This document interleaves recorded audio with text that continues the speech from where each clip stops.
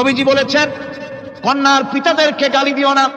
অনেকে টিটকারি করে, বারবার মেয়ে হয় ছেলে একটাও হয় না, সেই জন্য টিটকারি বটকারি করে। আল্লাহর নবী বলেছেন মেয়ের পিতাকে গালি দিও না, ঠাট্টা করো না, যেহেতু আমি মুহাম্মদ রাসূলুল্লাহ সাল্লাল্লাহু আলাইহি ওয়াসাল্লাম, আমি মেয়েদের পিতা, আমি নিজে মেয়েদের পিতা। খাও না, মেয়েদের পিতাকে গালি দিও না। রাসূলুল্লাহ বলেছেন আকাশের নিচে জমিনের উপরে খাদিজার মতো মহিলা আর নাই। সেই হযরতে খাদিজা রাসূলের 4টি মেয়ে পেটে ধারণ করেছিলেন। সুবহানাল্লাহ। মেয়ের প্রতি রাসূলুল্লাহ যথেষ্ট মহব্বত করতেন, মেয়েকে খুব ভালোবাসতেন হুজুর সাল্লাল্লাহু আলাইহি ওয়াসাল্লাম। হুজুরের কলিজার টুকরা ছিলেন মা ফাতিমা রাদিয়াল্লাহু তাআলা আনহা। হুজুর যখন কোথাও যেতেন সকলের শেষে দেখা করতেন ফাতেমার সঙ্গে, আর বিদেশ থেকে সফর করে এসে সকলের আগে দেখা করতেন ফাতেমার সঙ্গে। সুবহানাল্লাহ। রাসূলুল্লাহ আরো বলেছেন তোমরা যখন বাজারে যাবে বা ব্যবসা করতে যাবে বা বিদেশে যাবে, আসার সময় যে সব হাদিয়া নিয়ে আসো। আমরা যখন বাইরে যাই, বাজারে যাই, কিছু হাদিয়া আনি না, জামা কাপড় চকলেট ইত্যাদি আমরা আনে থাকি। রাসূলুল্লাহ বলেছেন হাদিয়াগুলি তোমরা যারা বিদেশে যাও, বাজারে যাও, হাদিয়া আনবে আর এনে ঘরের মধ্যে ঢুকে তা শুরু করবে মেয়েকে দিয়ে। প্রথমে দেবে মেয়েকে। সুবহানাল্লাহ। মেয়ের মর্যাদা ইসলামে সব চাইতে বেশি। কোন যুগে? যে যুগে মেয়ে হলে পরেই মাটির নিচে ঘিরে রাখতো, আছাড় মেরে মেরে ফেলে দিত। বেআইনি যামবিন কুতিলা, কোন অপরাধে তাদেরকে হত্যা করা হলো। আল্লাহ পাক কোরআনে কারীমের মধ্যে বলেছেন তাদের অপরাধ আর কিছু না, তারা নারী, এই জন্য তাদেরকে মেরে ফেলা হতো। রাসূলুল্লাহ তাদের ইজ্জত দিলেন। সুবহানাল্লাহ বিহামদিহি। রাসূলুল্লাহ সম্মান দিলেন, ইজ্জত দিলেন তাদের। কন্যা হিসাবে নারীর এই মর্যাদা। ফাতেমাকে রাসূল এত ভালোবাসতেন, ইন্তেকালের সময় হযরত ফাতেমা কাঁদতে কাঁদতে বেহুশ হয়ে যাওয়ার উপক্রম হয়ে গেল। রাসূলুল্লাহ হযরত ফাতেমাকে ইশারা দিলেন। হযরত ফাতেমা তার কান নিয়ে রাসূলুল্লাহর মুখের কাছে লাগাই দিলেন। আল্লাহর নবী কি যেন বললেন কানে কানে, হযরত ফাতেমার কান্না বন্ধ হয়ে গেল। হযরত আয়েশা বলেন মা, রাসূলুল্লাহ তোমার কানে কানে কি বললো আর তোমার কান্না বন্ধ হয়ে গেল? হযরত ফাতেমা বলেন ইয়া আম্মা জান, আমার আব্বা আমার কানে কানে বললো মা ফাতেমা তুই কাঁদিস না, তোর কান্না আমার বরদাস্ত হয় না, তোমাকে কাঁদতে হবে না। আমি তোমাকে সুসংবাদ দিয়ে যেতেছি, আমি মরে যাওয়ার পর সর্বপ্রথম তোমার সাথে আমার দেখা হবে। রাসূলুল্লাহর এই ভবিষ্যৎবাণী হযরত ফাতেমা বুঝতে পেরেছেন যে হুজুরের ইন্তেকালের পরে আমার বেশি দেরি হবে না, আমিও তাড়াতাড়ি হুজুরের সাথে শামিল হতে পারবো। হুজুরের ইন্তেকালের 6 মাস পরেই হযরত ফাতেমা রাদিয়াল্লাহু তাআলা আনহা ইন্তেকাল করেছেন। কন্যা হিসাবে নারীর মর্যাদা ইসলাম অনেক অনেক গুণে বাড়িয়ে দিয়েছে। এই কন্যা শিশু কৈশোর যৌবন পেরিয়ে যখন যৌবনে তার বিয়ে হয়ে যায়, আল্লাহ রাব্বুল আলামিন তখন বলেন ওয়া মিন আয়াতিহি আন খালাকা লাকুম মিন আনফুসিকুম আজওয়াজান লিতাসকুনু ইলাইহা ওয়া জাআলা বাইনাকুম মাওয়াদ্দাতান ওয়া রাহমা। আল্লাহ পাক বলেন আমার নিদর্শনের ভিতরে একটি নিদর্শন, আমি তোমাদের থেকে তোমাদের জোড়া তৈরি করেছি, তোমাদের স্ত্রীদেরকে তৈরি করেছি, তোমাদের সাথে তোমাদের স্ত্রীর ভালোবাসা সৃষ্টি করেছি, মহব্বত সৃষ্টি করেছি। এই মহব্বত আমি আল্লাহ তৈরি করেছি। আর যখন বুড়ো হয়ে যায় মানুষ, স্বামী স্ত্রী যখন বুড়ো আর বুড়ি হয়, তখন আর ভালোবাসা থাকে না, তখন ওই ভালোবাসা সহৃদয়তার করুণায় আমি আল্লাহ পরিণত করে দেই। বুড়ার জন্য তখন বুড়ি ছাড়া আর উপায় নাই, বুড়িরও আর বুড়া ছাড়া উপায় নাই। তখন ভালোবাসা কোনো বিশেষ কোনো অক্ষণীয় ভালোবাসা নয়, তখন একের উপরে অন্য একদম নির্ভরশীল হয়ে পড়ে। আল্লাহ পাক বলেন এই অবস্থা আমি আল্লাহ সৃষ্টি করে দেই। সুবহানাল্লাহ। স্ত্রীকে রাসূলুল্লাহ কত ভালোবাসতেন। আল্লাহ নবী বলেছেন আমার কাছে 3টা জিনিস প্রিয়, একটা হচ্ছে সুগন্ধি, একটা হচ্ছে নামাজ, আরেকটা হচ্ছে স্ত্রী। সুবহানাল্লাহ। স্ত্রী আমার কাছে প্রিয়। হুজুর বলেছেন তোমাদের মধ্যে সেই ব্যক্তি উত্তম যে ব্যক্তি তার স্ত্রীর কাছে উত্তম, আমি আমার স্ত্রীদের কাছে উত্তম ব্যক্তি। সুবহানাল্লাহ। রাসূলুল্লাহ স্ত্রীকে কত ভালোবাসতেন। বিশ্বনবী রাজনৈতিক কর্মকাণ্ড চালাচ্ছেন, যুদ্ধের দামামা বাজতেছে, চতুর্দিকে কত অশান্তি, সবকিছু চলছে, স্ত্রীর হক আদায় করতে ভুলে যাননি। রাতের বেলায় হযরত আয়েশার বয়স কম, তাকে নিয়ে রাসূলুল্লাহ একটু সুযোগ পেয়েছেন, বলছেন আয়েশা সব তো ঘুমিয়ে, চলো আমরা একটু দৌড়াই। ওই যে দূরে একটা জিনিস দেখা যায়, দৌড় দাও দেখি কি আগে যায়। দুজনে দৌড় প্রতিযোগিতা করলেন। দৌড় প্রতিযোগিতায় হযরত আয়েশা ফার্স্ট হলেন, হুজুর পিছনে পড়ে গেলেন। হযরত আয়েশা খুব আনন্দ করলেন যে আপনি কিন্তু আমার সাথে দৌড়ে পারলেন। পরবর্তী কিছু কাল যাওয়ার পর হযরত আয়েশা বলেন হুজুর আজকে আবার বললেন যে চলো আয়েশা একটু দৌড়াই। হযরত আয়েশা বলছেন যে সেদিনের তুলনায় আমার শরীর একটু আমি মুটিয়ে গেছি, শরীরটি স্থূল হয়েছে, আমি আজকে দৌড়ালাম কিন্তু পারলাম না, রাসূল আগে চলে গেলেন, আমি হাঁপাতে হাঁপাতে যখন হুজুরের কাছে চলে গেছি, হুজুর তখন মুস্কি হেসে আমাকে বললেন, আয়েশা, ওই সেই দিনের জবাব আজকে দিয়া দিলাম। সুবহানাল্লাহ বিহামদিহি, সুবহানাল্লাহ বিহামদিহি। বিশ্ব নবী কত বড় আদর্শ বিশ্ব মানবতার জন্য। তিনি বলেছেন, আরাফাতের ময়দানে রাসূলুল্লাহ বলেছেন, তোমরা যেমন পড়বে তোমার স্ত্রীদেরকে তেমন পড়াবে, তোমরা যেমন খাবে তোমার স্ত্রীদেরকে তেমন খাওয়াবে, স্ট্যান্ডার্ড মেনটেন করবে। তুমি ভালো দামের কাপড় পরবে, স্ত্রীকে খারাপ দিবে তা নয়। অধিকার দুজনেরই সমান, স্বামী এবং স্ত্রী সমান অধিকার। কিন্তু আমরা তা বুঝতে পারি না, বুঝতে চাই না। আমরা অনেকে মনে করেছি বিয়ে যখন করছি তখন আমি তো নওয়াবজাদা নসরুল্লাহ খান আর বউ তো কেনা দাসী। না, সে কিন্তু দাসী না, তার মর্যাদা আছে, তার সম্মান আছে। তার সম্মান আপনাকে দিতে হবে। রাসূলুল্লাহ দিয়েছে, আপনাকেও দিতে হবে। রান্না বান্না হতে দেরি হয়, কত গালাগালি শুনতে হয় নারীকে। আল্লাহর নবীর স্ত্রী হযরত আয়েশা বলেছেন, আল্লাহর নবী কাজ করে, মানুষের সঙ্গে কথা বলে, রাষ্ট্রীয় দায়িত্ব পালন করে ঘরের ভিতরে এসে যখন দেখেছেন রান্না হতে দেরি আছে, রাসূলুল্লাহ বিরক্ত হন নাই, ভ্রু কুঞ্চিত করেন নাই, চোখ মোটা করেন নাই, আমাকে কোনো কথা শোনান নাই, বরং আমার কাছে বসে রান্নায় আমাকে সহযোগিতা করেছেন। সুবহানাল্লাহ বিহামদিহি।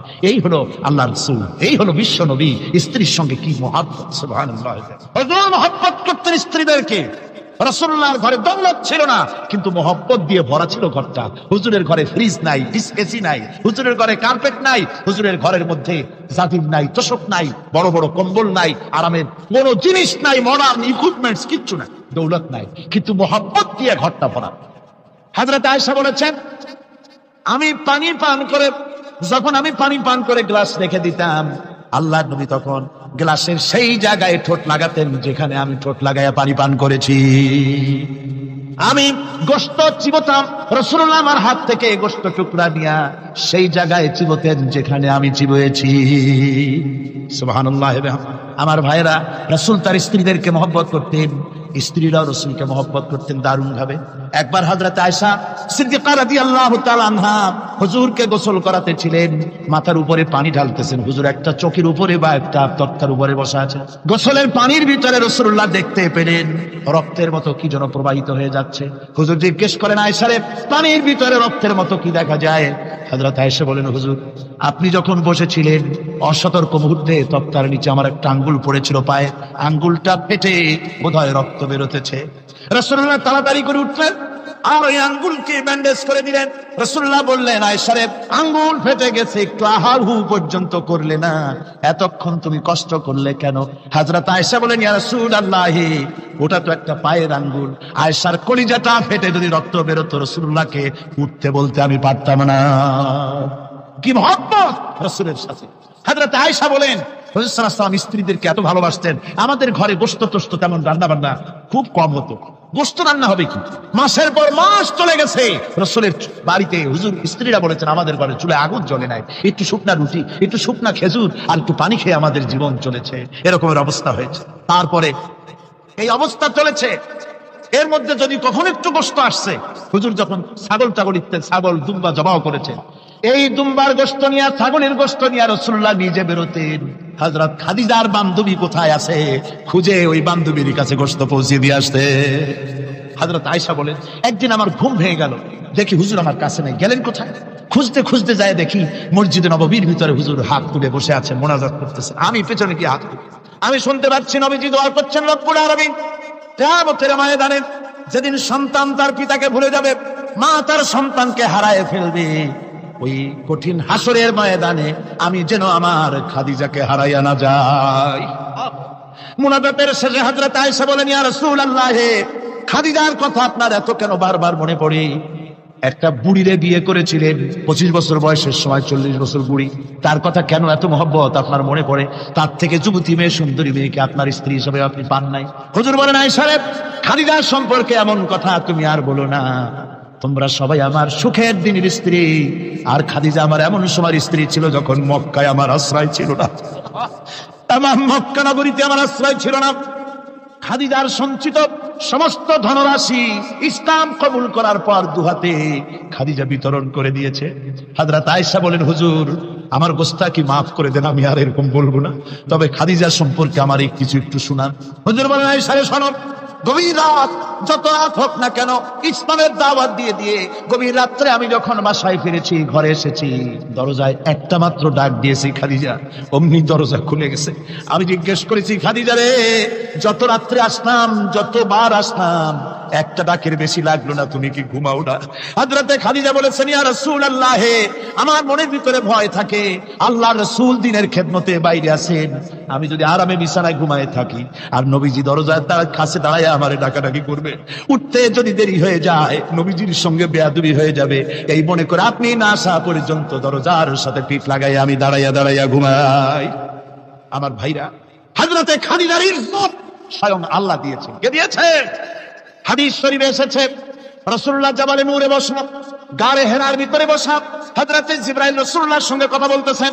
একটু পরে হযরতে জিবরাইল বলেন, ইয়া রাসূলুল্লাহ, আমি আর এখানে বসবো না, আমি এখন চলছি।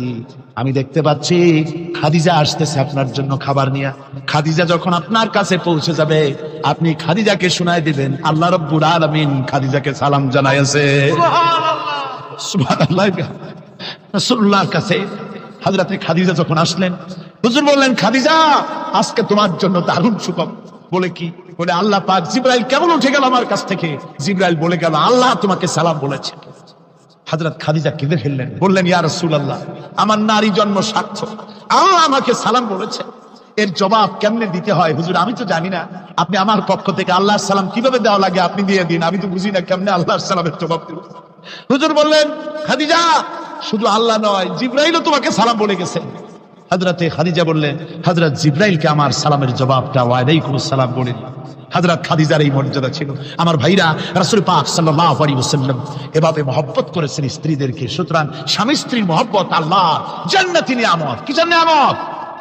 যে ঘরের মধ্যে স্বামী স্ত্রীর মধ্যে মিল মহব্বত আছে, এটা বেহেশতের মতো, আর যেখানে মিল মহব্বত নাই, এটা জাহান্নামের মতো। ঠিক কি? সুতরাং মহব্বত করুন, বেশি বেশি স্যাক্রিফাইস করুন, বেশি বেশি স্যাক্রিফাইস। নারীদের ব্যাপারে বলা হয়েছে, পুরুষকে বলা হয়েছে অধিকার আদায় করো, সব ব্যাপারে সমান অধিকার, কিন্তু নারীকে একটা ব্যাপারে বলা হয়েছে, নারী শোনো, পুরুষের মর্যাদা তোমার চাইতে আল্লাহ রাব্বুল আলামিন বেশি দিয়েছেন। আর রিজালু কাওয়ামুনা আলান নিসা, নারীদের উপরে পুরুষের প্রাধান্য আল্লাহ পাক দান করেছেন। একদিন একজন সাহাবী বলেছেন, ইয়া রাসূলুল্লাহ, জংলি উট দেখলাম আপনার পায়ের উপরে সিজদায় পড়ে গেল, আপনি যদি আমাদেরকে অনুমতি দিতেন না, আপনাকে আমরা সিজদা করতাম।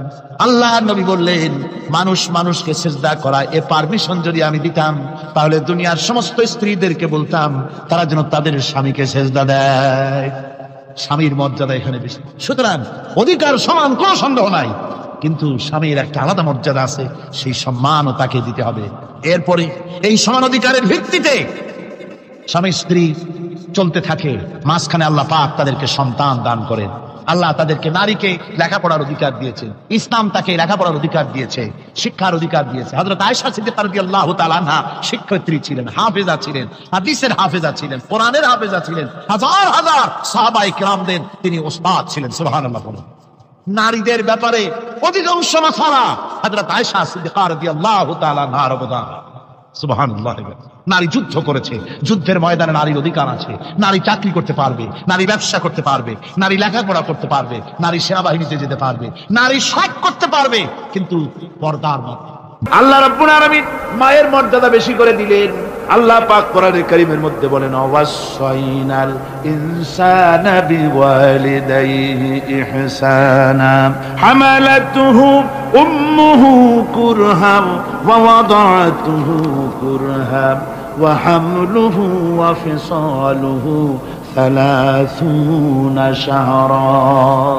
আমি পৃথিবীর সমস্ত মানুষকে উপদেশ দিয়েছি, তোমরা তোমাদের মায়ের প্রতি সম্মান করো, ihsan করো। তোমার মা তোমাকে গর্ভধারণ করেছে অত্যন্ত কষ্টের সাথে, আর ডেলিভারিও করেছে কষ্টের সাথে। খবরদার মায়ের সাথে বেয়াদবি করো না। কে বলেছেন? আল্লাহ পাক বলেছেন, মায়ের ihsan। আল্লাহ রাব্বুল আলামিন মা বাবার জন্য দোয়া করতে বললেন। আল্লাহ পাক বলেন, মা বাবার সামনে যেন কখনো মাথায় ঝাঁকি দিয়া চোখটা মোটা করে মা বাবার সঙ্গে কথা বলো না। ওয়া কুল লাহুমা কাওলান কারীমা। মা বাবার সঙ্গে যখন কথা বলবে সম্মান সূচক কথা বলবে। আর মা বাবার জন্য আমার কাছে দোয়া কর। কে শিখায়? আল্লাহ। কে শিখান? আল্লাহ বলছেন, বান্দারে তোর মা বাবার জন্য আমার কাছে দোয়া করবি, রব্বিরহামহুমা কামা রাব্বায়ানি সাগীরা। জোরে জোরে পড়েন, রব্বিরহামহুমা কামা রাব্বায়ানি সাগীরা। আয় আল্লাহ, আমার মা বাপ যেমন আমাকে স্নেহের কোলে লালন পালন করেছে আমার ছোটবেলায়, তুমি আমার মা বাপকে তোমার রহমতের কোলে লালন পালন করো। কে শিখায়? আল্লাহ পাক শিখিয়ে দিচ্ছেন। আমার ভাইরা, ইয়ামেন থেকে একজন লোক এসেছে, হাদিস, ইয়ামেন থেকে একজন লোক এসেছে হুজুরের সামনে, তার বুড়িমা সাথে।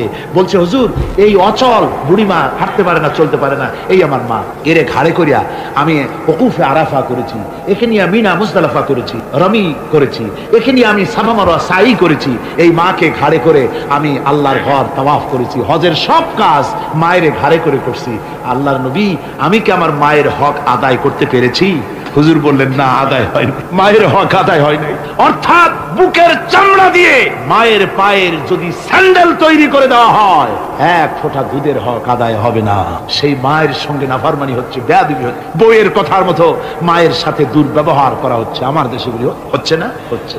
মা কোথায় পড়ে আছে কোনো খোঁজ নাই, খবর নাই, তার জন্য কোনো ভালো খাবার ব্যবস্থা, কাপড় চোপড় নাই, বন্ধুদের জন্য সব আছে, মায়ের জন্য নাই, বাপের জন্য। মা তো বুড়ি হয়ে গেছে, এখন আর মা নাই, বাপ তো বুড়ো হয়ে গেছে, কামাই করতে পারে না, এখন আর বাপ নাই, এখন হয়ে গেছে বুড়ো, আর মা হয়েছে বুড়ি, আর আব্বা হয়েছে, যার মেয়ে বিয়ে করেছে শ্বশুর এখন আব্বা, আর শাশুড়ি হয়েছে আম্মা। মা আর বাপ বাসি হয়ে গেছে, বাপ পড়ে। আমার বন্ধুগণ শুনে রাখুন, আল্লাহর নবী বলেছেন, তিনজনের দোয়া আল্লাহর কাছে অব্যর্থভাবে কবুল হয়ে যায়। মুস্তাজাবুদ দাওয়াত তিনজন, মুসাফিরের দোয়া কবুল হয়, মজলুমের দোয়া কবুল হয়, আর মা বাপ যদি সন্তানের জন্য দোয়া করে, অবশ্যই সে দোয়া আল্লাহর দরবারে মঞ্জুর হয়ে যায়। সুতরাং মা বাপের খেদমত করতে হবে, মহব্বত করতে হবে। আমি মা বোনদের বলতে চাই, আমার মা বোনেরা পর্দার আড়ালে বসে আপনারা যারা ওয়াজ শুনছেন, ভালো করে শুনুন। আমরা পুরুষ, আমাদের পায়ের তলে জুতা, পুরুষের পায়ের তলে কি? জুতা। আপনারা নারী, আপনাদের পায়ের তলে আল্লাহর জান্নাত। জোরে বলেন সুবহানাল্লাহ, জোরে বলেন সুবহানাল্লাহ। ও নারী, ও মহিলা, তোমাদের সম্মান আল্লাহ কোথায় তুলে দিল? পুরুষের পায়ের তলে জুতা, তুমি নারী, তোমার পায়ের তলে আল্লাহর বেহেশত। আল জান্নাতু তাহতা আকদামিন মুহা, মায়ের পায়ের তলে আল্লাহর বেহেশত। সুবহানাল্লাহ পড়েন, সুবহানাল্লাহ পড়েন। আল্লাহ রাসূল বলেছেন, মা বাপ যদি, বুখারী শরীফের হাদিস, মা বাপ যদি অসন্তুষ্ট হয়, আল্লাহ অসন্তুষ্ট হয়ে যান, মা বাপ সন্তুষ্ট হন, আল্লাহ সন্তুষ্ট হয়ে যান। সুবহানাল্লাহ। আমরা বিভিন্ন জায়গায় হাদিয়া তোহফা নিয়ে যাই, যেখানে দোয়া কবুল হওয়ার সম্ভাবনা কম, 50-50 হইলেও পারে, না হইলেও, সেইখানে পয়সা পাতি, হাদিয়া তোহফা, নজর নিয়াজ নিয়ে যায়। আর যেখানে 100% সিউরিটি আছে, সেখানে হাদিয়া তোহফা দিই। মা বাপকে হাদিয়া তোহফা, মা বাপের পায়ের উপরে চুমা খান, কিসমত পাল্টে যাবে, তকদীর পাল্টে যাবে। মা বাপকে ভালোবাসো। সুতরাং মায়ের মহব্বত, মাকে আল্লাহ পাক এভাবে মহব্বত, তাকে সম্মান দিয়েছেন। নারী কন্যা হিসেবে, বধূ হিসেবে, মাতা হিসেবে তার মর্যাদা সব। এরপরে বলবো পর্দার কথা। আমার মা বোনেরা, আল্লাহ রাব্বুল আলামিন মহিলাদেরকে বলেছেন, পুরুষদেরকে বলেছেন, কুল্লিল মুমিনিনা ইয়াগুদ্দু মিন আবসারিহিম। ও নবী, মোমেন পুরুষদেরকে বলে দেন তারা যেন তাদের চক্ষুকে পরনারী থেকে নিম্নগামী রাখে। আর মহিলাদেরকে বলা হয়েছে, কুল্লিল মুমিনাতি ইয়াগুদুদনা মিন আবসারিহিন্না। ও মুমিনা মহিলারা, তোমরা যেন তোমাদের চক্ষুকে পর পুরুষ থেকে যেন নিম্নগামী রাখো।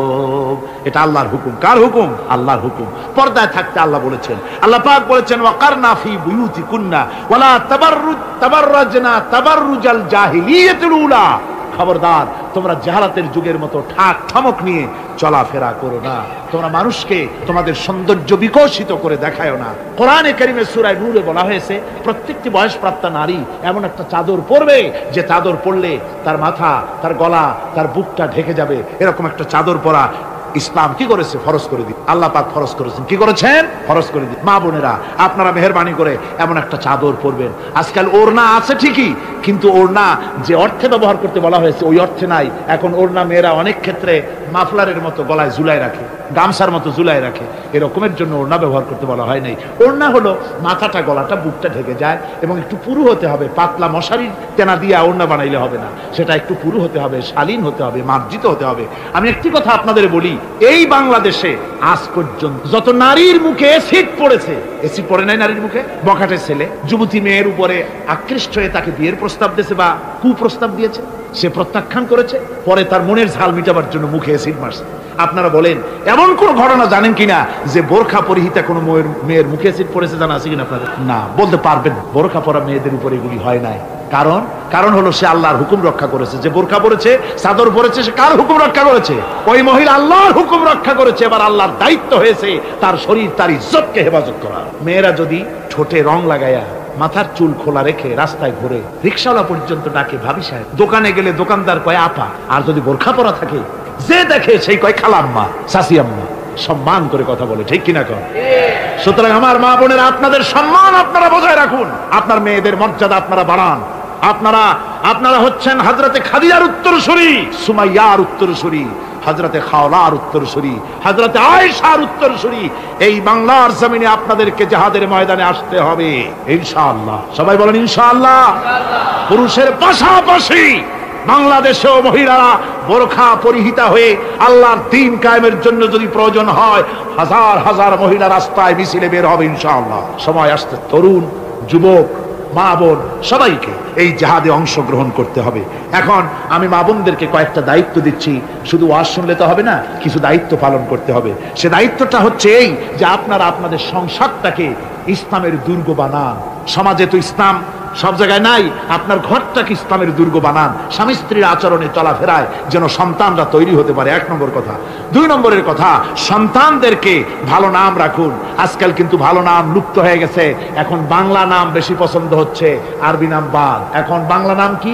বাংলা নাম হচ্ছে আকাশ হোসেন, বাতাস আলী, তারপরে সাগর খাতুন, সৈকত বেগম ইত্যাদি, বিপুল, এই সব নাম হয়েছে এই বাংলা। এর কোনো অর্থ নাই। বাংলা নাম আপনার সন্তানদেরকে রাখবেন না। মুসলমানরা নাম রাখবে আরবি নাম। কি নাম? আরবি নাম এবং অর্থবহ নাম। আলেমদের কাছে জিজ্ঞেস করে নাম রাখবেন। আরবি আন্দাজে রাখেন না। একজনে তার মেয়ের নাম রাখছে, শুনলাম মেয়ের নাম রাখছে তুকাজ্জেবা। হ্যাঁ, তাই বললাম ভাই তুকাজ্জেবার নাম রাখলেন কেন? কয় যে কোরআন শরীফে দেখলাম তুকাজ্জেবানরে আল্লাহ খুব ভালোবাসে, সূরা আর রহমানে 33 বার এই নামটা আল্লাহ দিয়েছে, সেই জন্য মহব্বত করে তুকাজ্জেবার নাম রাখছেন। দেখেন কথা। কুয়েতে একবার এয়ারপোর্টে নাম নিয়ে খুব হাসাহাসি হলো। পাসপোর্টে বাংলাদেশিদের নাম, একজনের নাম হচ্ছে জামাল মিয়া আর বাপের নাম তরিক মিয়া। পুলিশেরা হাসতেছে, লোকেরা জিজ্ঞেস করলো কি ব্যাপার। তো আসলে ব্যাপারটা ধরা পড়লো, জামাল মিয়া, বাপের নাম তরিক মিয়া। জামাল হচ্ছে উট, আর মিয়া মানে 100। জামাল মিয়া মানে 100 উট, আর তরিক মিয়া, তরিক মানে রাস্তা, মিয়া মানে 100। 100 রাস্তার ছেলে, 100 উট। তো নাম আন্দাজে আরবি হলেই তো রাখা যাবে না, একটু জিজ্ঞেস করতে হবে আলেমদের কাছে যে একটা আমার ছেলে হয়েছে, মেয়ে হয়েছে, একটা ভালো নাম রেখে দেন। তো তাদের কাছ থেকে অর্থবহ নাম নিয়ে আপনারা রাখবেন। এটা হলো 2 নম্বরের কথা। 3 নম্বরের কথা হচ্ছে ছেলে মেয়েদেরকে আদব লেহাজ শিখাবেন, চরিত্র শিখাবেন, আদব শিখাবেন। মা বাপের দিকে, মুরব্বীদের দিকে পিছন ফিরাইয়া তাদেরকে ধমক দিয়ে কথাবার্তা না বলে আদব শিক্ষা করে, সালাম দিতে পারে, এগুলি তাদেরকে শিক্ষা দেওয়া দরকার। 4 নম্বরে পারিবারিক বৈঠক করতে হবে। কি বৈঠক? প্রত্যেক বাড়িতে সপ্তাহে 1 বার অথবা 2 বার পারিবারিক বৈঠক। স্বামী, স্ত্রী, ছেলে মেয়ে সব এক জায়গায় বসবে। যে কোনো একটা দিন রাতের বেলায় বা বিকেলে 1 ঘন্টা এক জায়গায় বসে আলোচনা করবেন। তুমি কলেমাটা পড়ো, তো বউরে কবেন তুমি কলেমা পড়ো, শুনি হয় কিনা। আমার তাশাহুদটা আমি পড়ি, আত্তাহিয়াতু লিল্লাহি ওয়াস সালাতু তাওয়াত, হয় কিনা তুমি একটু শোনো তো। দোয়া কুনুতটা হয় কিনা শোনো তো। আচ্ছা, নামাজের মধ্যে কয়টা ফরজ কত দেখি। ছেলের কাছে জিজ্ঞেস করেন, মেয়ের কাছে। বই একটা সামনে নিয়ে খুলে একজন আরেকজনকে জিজ্ঞেস করেন। কোরআন শরীফ বলে সূরা ফাতিহাটা পড়ো দেখি হয় কিনা। এইভাবে করে 1 ঘন্টা দিন আলোচনা করে তারপরে দরুদ শরীফ পড়ে আল্লাহর কাছে দোয়া করেন, আল্লাহ আমার বউ, আমার বাচ্চা, এই সব নিয়ে তোমার দ্বীনের কথাবার্তা বলছি, আল্লাহ তুমি দয়া করে আমার এই বিবি বাল বাচ্চাগুলিকে দ্বীনের রাস্তায় রাখো, চরিত্রবান বানায় রাখো, এরা যেন সন্ত্রাসী হয় না, এরা যেন মারামারি করে না, এদেরকে দিনদার বানাও, পরেজগার বানাও। আপনার দোয়া আল্লাহর কাছে কবুল হয়ে যাবে, আল্লাহর কাছে কবুল হয়ে যাবে। সন্তান আর খারাপ হবে না। কথা বুঝতে পেরেছেন? স্বামী চাকরি করে, যা বেতন পায় তা দিয়া চলে না।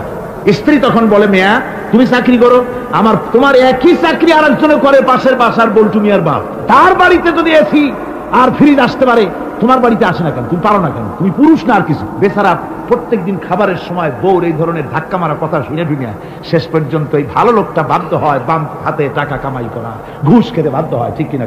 আবার অনেক স্ত্রী এমন আছে, স্বামী ঘুষখোর, আল্লাহর ভয় দেখাইয়া তার কাছে আবেদন নিবেদন করে আস্তে আস্তে এভাবে করে স্বামীকে খারাপ পথ থেকে ফিরায়। আছে না? আছে। সুতরাং মা বোনদের বলবো, আপনারা স্বামীদেরকে ভালো পথে পরিচালিত করার জন্য চেষ্টা করবেন। সন্তানদেরকে, স্বামীদেরকে ভালোভাবে চেষ্টা করবেন যেন দ্বীনের রাস্তায় তারা পরিচালিত হয়। একটা লোক নিয়ে কাঁদতেছিল মুসলমান হওয়ার পরও। হুজুর কয় কান্দো কেন? ওই যে আমার গুনাহ কি মাফ হয়েছে? হুজুর বলেন হ্যাঁ মাফ হয়ে গেছে। কলেমা পড়ছো, মাফ হয়ে গেছে। বলছে হুজুর আমি তো মারাত্মক গুনাহ করছি। বলে কি? বলে আমার একটা মেয়ে, সেই মেয়েটাকে নিয়ে আমি, ঘটনা লম্বা, আমি সংক্ষেপে বলতেছি, মেয়েটাকে ফাঁকি দিয়া তাহলে আমি মারবো, বুঝতে দেই নাই আমার বউরে, বললাম চলো বেড়াইতে যাই। মেয়েটা আমার সাথে সাজাই দিয়েছে, তার মা বেড়াতে নিয়ে যাবো এইটা কথা মনে করে। মেয়েটা কদ্দূর যায়, আবার আব্বা আব্বা বলে আমার দিকে ফিরে আসে, আবার পিছনে থাকে, আবার আব্বা আব্বা বলে জড়ায় ধরে। এইভাবে করতে করতে যখন নির্জন এলাকায় গেলাম, আমি পাহাড়ের পাশে গর্ত খোঁড়া আরম্ভ করলাম। গর্ত কুচি আর মাটি ছিটে এসে আমার দাড়িতে লাগে। বাচ্চা মেয়েটা আমার কাছে এসে দাড়ি দিয়ে ধুল ছাড়ায় দেয়, আব্বা তোমার দাড়িতে ধুল লাগতেছে, তুমি এই কষ্ট করতেছো কেন? মেয়ে তো বোঝে না যে আমি তার জন্য কবর খুঁজতেছি। কবরটা খোঁড়া হয়ে যাওয়ার পর মেয়েটারে বান্ধা শুরু করলাম। মেয়ে এখন কাঁদতেছে, বাবা আমার বান্ধব কেন? আমি তারে বাঁধা জোরে ওর মধ্যে নিক্ষেপ করে দিলাম। মেয়েটা গর্তের মধ্যে বসে চিৎকার করে বলছে, আব্বা তুমি আমারে বাঁচতে দাও, আমি তোমার বাপ বলে সমাজে হ্যাঁ করবো না, আমি ভিক্ষা করে খাবো, আমার বেরো না। লোকটি বলছি, ইয়া রাসূলুল্লাহ, আমার মনে দরদ আসলো না। আমি একটা পাথর উঁচু করে আমার মেয়ের বুক লক্ষ্য করে জোরে মেরে দিলাম। বুকটা ফেটে রক্ত ফিনকি দিয়ে উঠলো। আমার মেয়ের বুক থেকে আওয়াজ বেরোলো, আমার কালে যেন এখনো সেই আওয়াজ বাজে। হাদিস শরীফে এসেছে, হুজুরের চোখের পানি দাড়ি ভিজে ভিজে জামার উপরে পড়তেছিল। হুজুর বললেন, না হারে, মানুষও পারে এরকম কাম করতে। পৃথিবীতে নারীর যখন কোনো সম্মান ছিল না, মর্যাদা ছিল না, সেই সময় আমার রাসূল, আমার বিশ্বনবী নারীদেরকে সম্মানের হাত ধরে গর্তের ভিতর থেকে উঠাইয়া রানীর সিংহাসনে বসাইয়া দিলেন। সুবহানাল্লাহ, মায়ের মর্যাদা দিয়ে দিলেন। সুবহানাল্লাহ, নারীরা আমাদের মায়ের জাত, নারীরা আমার কিয়ের জাত? মায়ের জাত। আমার মা বোনেরা, তোমাদের সম্মান কত তোমরা জানো না। আমরা পুরুষ, আমাদের পায়ের তলে জুতা, আর তোমরা আমাদের মায়ের জাত, তোমরা নারী, তোমাদের পায়ের তলে আল্লাহর জান্নাত, আল্লাহর বেহেশতটা তোমাদের পায়ের তলে। এই সম্মান আল্লাহ তোমাদের দিয়েছে, নবী দিয়েছেন। সুবহানাল্লাহ কর ভাইরা আমার, অধিকার ইসলাম দিয়েছে। বিবাহ যখন হয়, এই বিবাহের সময় এজেন্ট আনতে হয়। আর বিবাহ হচ্ছে বিবাহ বৈঠক, এজেন্ট আনার জন্য ওই যে কি জানি কয়, ম্যারেজ রেজিস্ট্রার বা মৌলবি সাহেব, কার অনুমতি আগে না? বলেন কার অনুমতি? তাহলে অধিকার ইসলাম পুরুষে দিল না মেয়ে লোকের দিল? আগে মেয়ে লোকের কাছে যাও, মেয়েটাকে জিজ্ঞেস করো সেই বিবাহে রাজি আছে কিনা। সুবহানাল্লাহ পড়ে, এই বিবাহে রাজি আছে কিনা জিজ্ঞেস করো, তার অধিকারই বেশি। এরপরে এই বিবাহে করার ব্যাপারে কত বৈষম্য। আজ বিবাহ করতে গেলে যৌতুকের প্রথা এসেছে। রাসূলুল্লাহ যৌতুক দিয়েছিলেন, ওটা যৌতুক না, ওটা উপহার, ওটা হাদিয়া। রাসূলুল্লাহ তোহফা দিয়েছিলেন হুজুরের জামাই। সুবহানাল্লাহ, কি জামাই! এক জামাই তো জিন্নুর আইন, যাকে ফেরেশতারা পর্যন্ত লজ্জা করতো যারে দেখে, হযরত উসমান রাদিয়াল্লাহু তাআলা আনহু। আরেকজন হযরত আলী কাররামাল্লাহু ওয়াজহাহু। হযরত আলী, যার সম্পর্কে রাসূল পাক সাল্লাল্লাহু আলাইহি ওয়াসাল্লাম যাকে কত সম্মান দিয়েছেন, কত মর্যাদা দিয়েছেন, এই হলো হযরত আলী হুজুরের জামাই। আনা মদিনাতুল ইলম ওয়া আলিউম বাবুহা, আমি হলাম জ্ঞানের রাজ্য, আর আলী হলো সেই রাজ্যে প্রবেশের দরজা। সুবহানাল্লাহ ভাইরা, এই হলো জামাই। আর মেয়ে খাতুনের জান্নাত, বিনতে রাসূল, বেহেশতের সমস্ত রমণীদের সরদারিনী মা ফাতিমাতুজ জাহরা রাদিয়াল্লাহু তাআলা আনহা। কি উপহার দিলেন বিয়েতে রাসূল! এই মেয়ে আর এই জামাই। উপহার হলো খেজুরের ছোবড়ার একটা তোষক, পানি উঠাবার জন্য একটা মশক, আর আটা পেশা একটা জাত। এই হলো নবীর মেয়ে আর জামাইয়ের জন্য। হযরত আয়েশা বলেন, একদিন আমার ঘুম ভেঙে গেল, দেখি হুজুর আমার কাছে নেই। গেলেন খুঁজতে খুঁজতে যায়, দেখি মসজিদে নববীর ভিতরে হুজুর হাত তুলে বসে আছেন, মোনাজাত করতেছেন। আমি পেছনে গিয়ে আমি শুনতে পাচ্ছি নবীজি দোয়া করছেন, রব্বুল আলামিন কিয়ামতের ময়দানে যেদিন সন্তান তার পিতাকে ভুলে যাবে, মা তার সন্তানকে হারায় ফেলবে, ওই কঠিন হাসরের ময়দানে আমি যেন আমার খাদিজাকে হারাইয়া না যাই। মোনাজাতের শেষে হযরত আয়েশা বলেন, ইয়া রাসূলুল্লাহ, খাদিজার কথা আপনার এত কেন বারবার মনে পড়ে? একটা বুড়িরে বিয়ে করেছিলেন 25 বছর বয়সের সময়, 40 বছর বুড়ি, তার কথা কেন এত মহব্বত আপনার মনে পড়ে? তার থেকে যুবতী মেয়ে, সুন্দরী মেয়েকে আপনার স্ত্রী হিসেবে আপনি পান নাই। হুজুর বলেন, আয়েশা রে, খাদিজার সম্পর্কে এমন কথা তুমি আর বলো না। তোমরা সবাই আমার সুখের দিনের স্ত্রী, আর খাদিজা আমার এমন সময় স্ত্রী ছিল যখন মক্কায় আমার আশ্রয় ছিল না, তামাম মক্কা নগরীতে আমার আশ্রয় ছিল না। খাদিজার সঞ্চিত সমস্ত ধনরাশি ইসলাম কবুল করার পর দুহাতে খাদিজা বিতরণ করে দিয়েছে। হযরত আয়েশা বলেন, হুজুর আমার গোস্তাকি মাফ করে দেন, আমি আর এরকম বলবো না, তবে খাদিজা সম্পর্কে আমার কিছু একটু শুনান। হুজুর বলেন, আয়েশা রে শোনো, গভীর রাত, যত রাত হোক না কেন ইসলামের দাওয়াত দিয়ে দিয়ে গভীর রাত্রে আমি যখন বাসায় ফিরেছি, ঘরে এসেছি, দরজায় একটা মাত্র ডাক দিয়েছি, খাদিজা, অমনি দরজা খুলে গেল। আমি জিজ্ঞেস করেছি, খাদিজা রে, যত রাত্রে আসলাম, যতবার আসলাম, একটা ডাকের বেশি লাগলো না, তুমি কি ঘুমাও না? হযরতে খাদিজা বলেছেন, ইয়া রাসূলুল্লাহ, আমার মনের ভিতরে ভয় থাকে, আল্লাহর রাসূল দ্বীনের খেদমতে বাইরে আছেন, আমি যদি আরামে বিছানায় ঘুমায় থাকি আর নবীজি দরজার কাছে দাঁড়ায় আমারে ডাকাডাকি করবেন, উঠতে যদি দেরি হয়ে যায় নবীজির সঙ্গে বেয়াদবি হয়ে যাবে, এই মনে করে আপনি না আসা পর্যন্ত দরজার সাথে পিঠ লাগাই আমি দাঁড়াইয়া দাঁড়াইয়া ঘুমাই। আমার ভাইরা, হযরতে খাদিজার ইজ্জত স্বয়ং আল্লাহ দিয়েছেন। কে দিয়েছেন? হাদিস শরীফে এসেছে, রাসূলুল্লাহ জাবালে নূরে বসা, গারে হেরার ভিতরে বসা, হযরতে জিবরাইল রাসূলুল্লাহর সঙ্গে কথা বলতেছেন। একটু পরে হযরত জিবরাইল বলেন, ইয়া রাসূলুল্লাহ, আমি আর এখানে বসবো না, আমি এখন আমি দেখতে পাচ্ছি খাদিজা আসতেছে আপনার জন্য খাবার নিয়ে। খাদিজা যখন আপনার কাছে পৌঁছে যাবে, আপনি খাদিজাকে শোনায় দিবেন আল্লাহ রাব্বুল আলামিন খাদিজাকে সালাম জানাইছে। সুবহানাল্লাহ।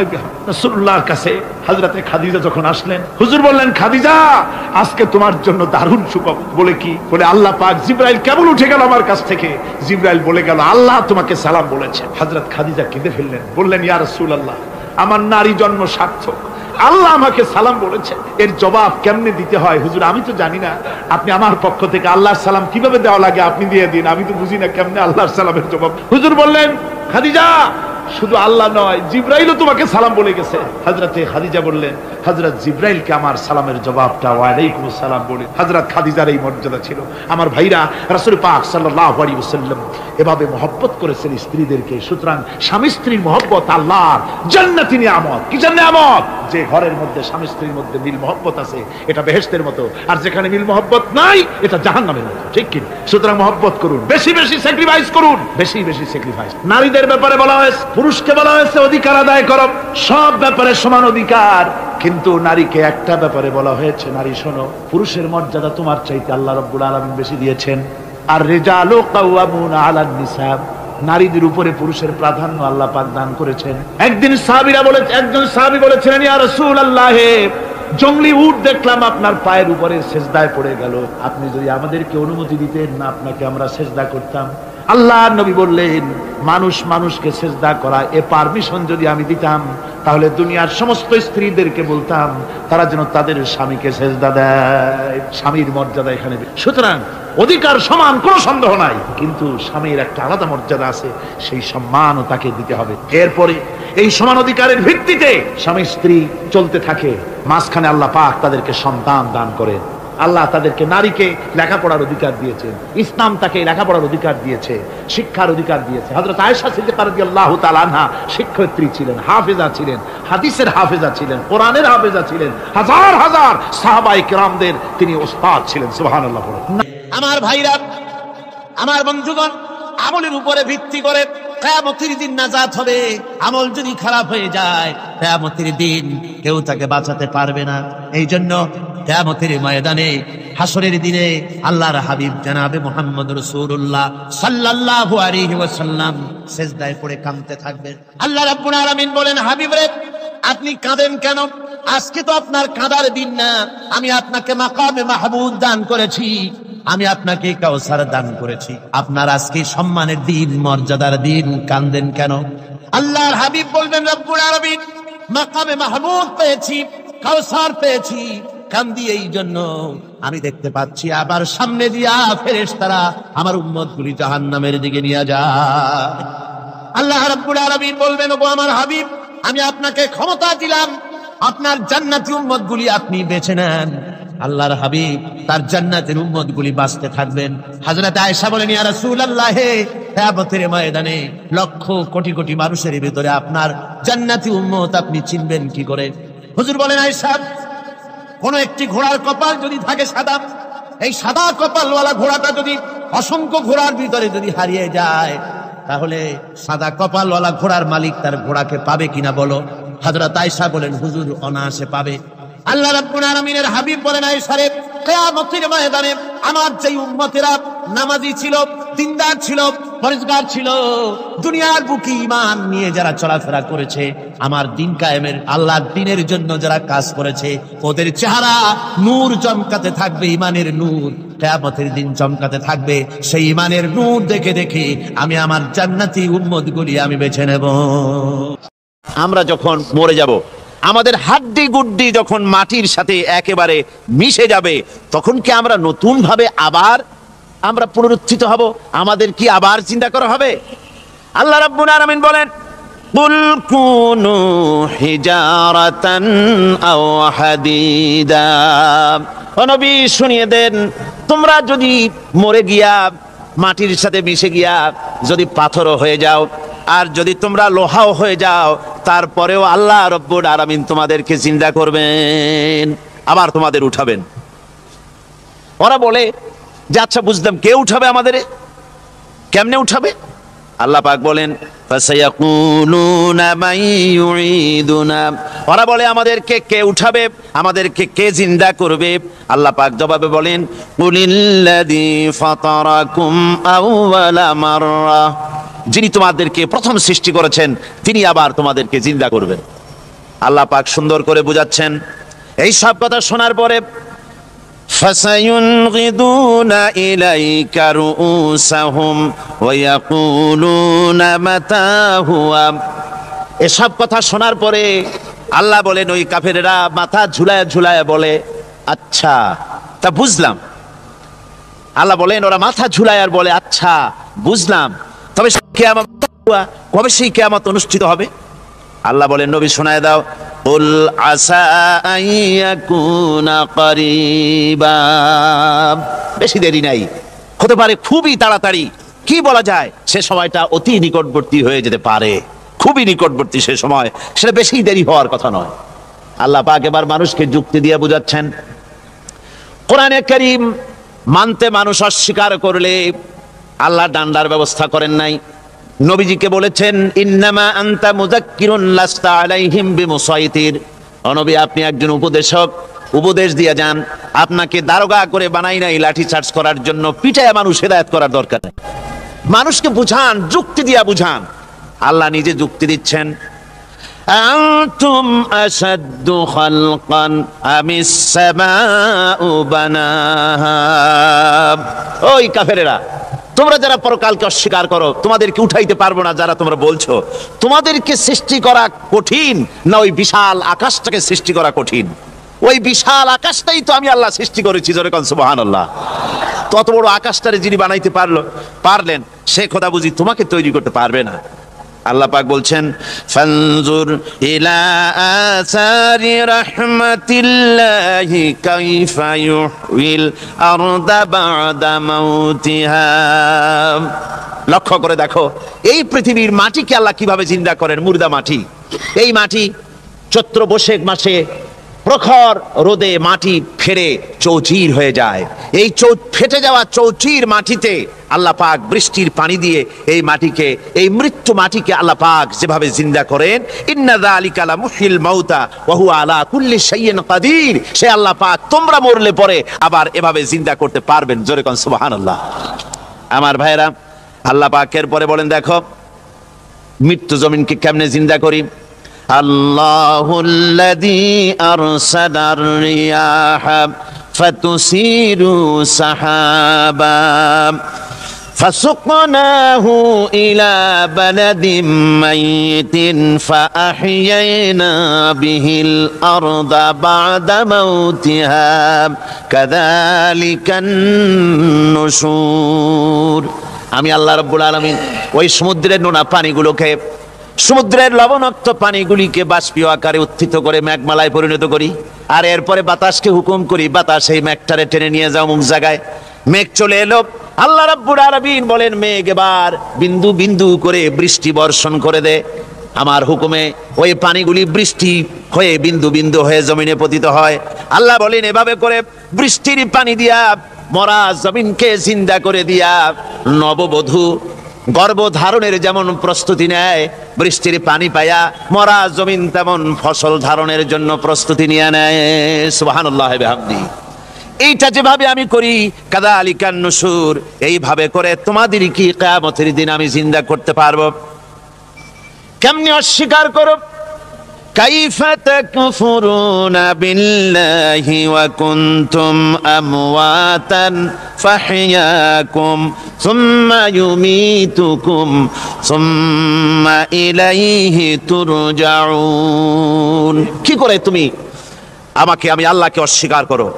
কুনতুম আমওয়াতান, তুমি ছিলে নিষ্প্রাণ, ফাহইয়াকুম, এরপরে আমি তোমাকে জিন্দা করলাম, সুম্মা ইউমীতুকুম, এরপরে তোমাকে আমি মৃত্যু করব, সুম্মা ইউহয়িকুম, এরপরে তোমাদের আবার আমি জিন্দা করব, সুম্মা ইলাইহি তুরজাউন, এরপরে তোমাদের সকলকেই আমার কাছে ফিরে আসতে হবে। দেখেন না, আমরা যখন মানুষকে কবরে রাখি, কবরে রাখা তারপরে উপরে মাটি দিয়ে কি বলেন আপনারা?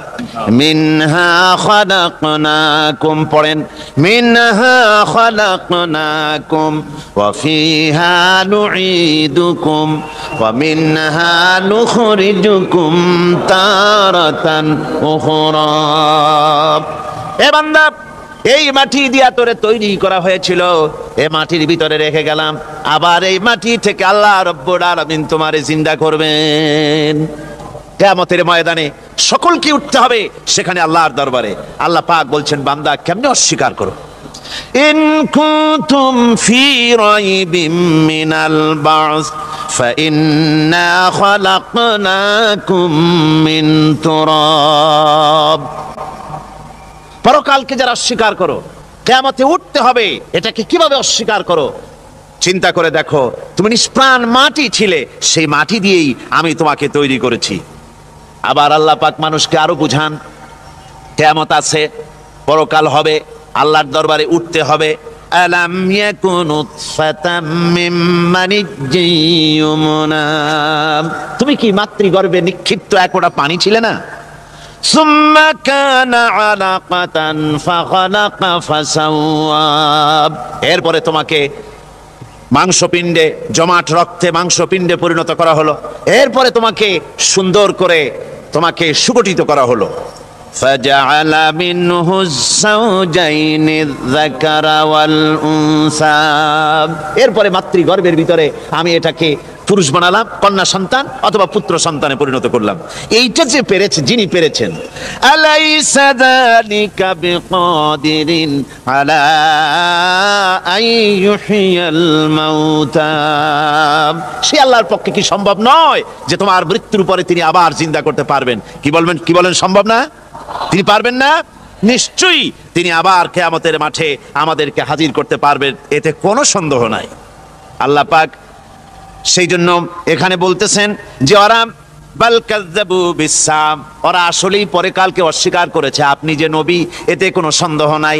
আপনি খানা খান, আপনি বাজারে যান, এটাই মূল আপত্তির বিষয় না। মূল কথা হলো তারা পরকালকে অস্বীকার করেছে। আল্লাহ পাক বলেন, ওয়া আন্নাস সাআতা আতিয়াতুন লা রাইবা ফিহা, অবশ্যই সে সময় আসবে, সে কিয়ামত আসবেই, এতে কোনো সন্দেহ নাই।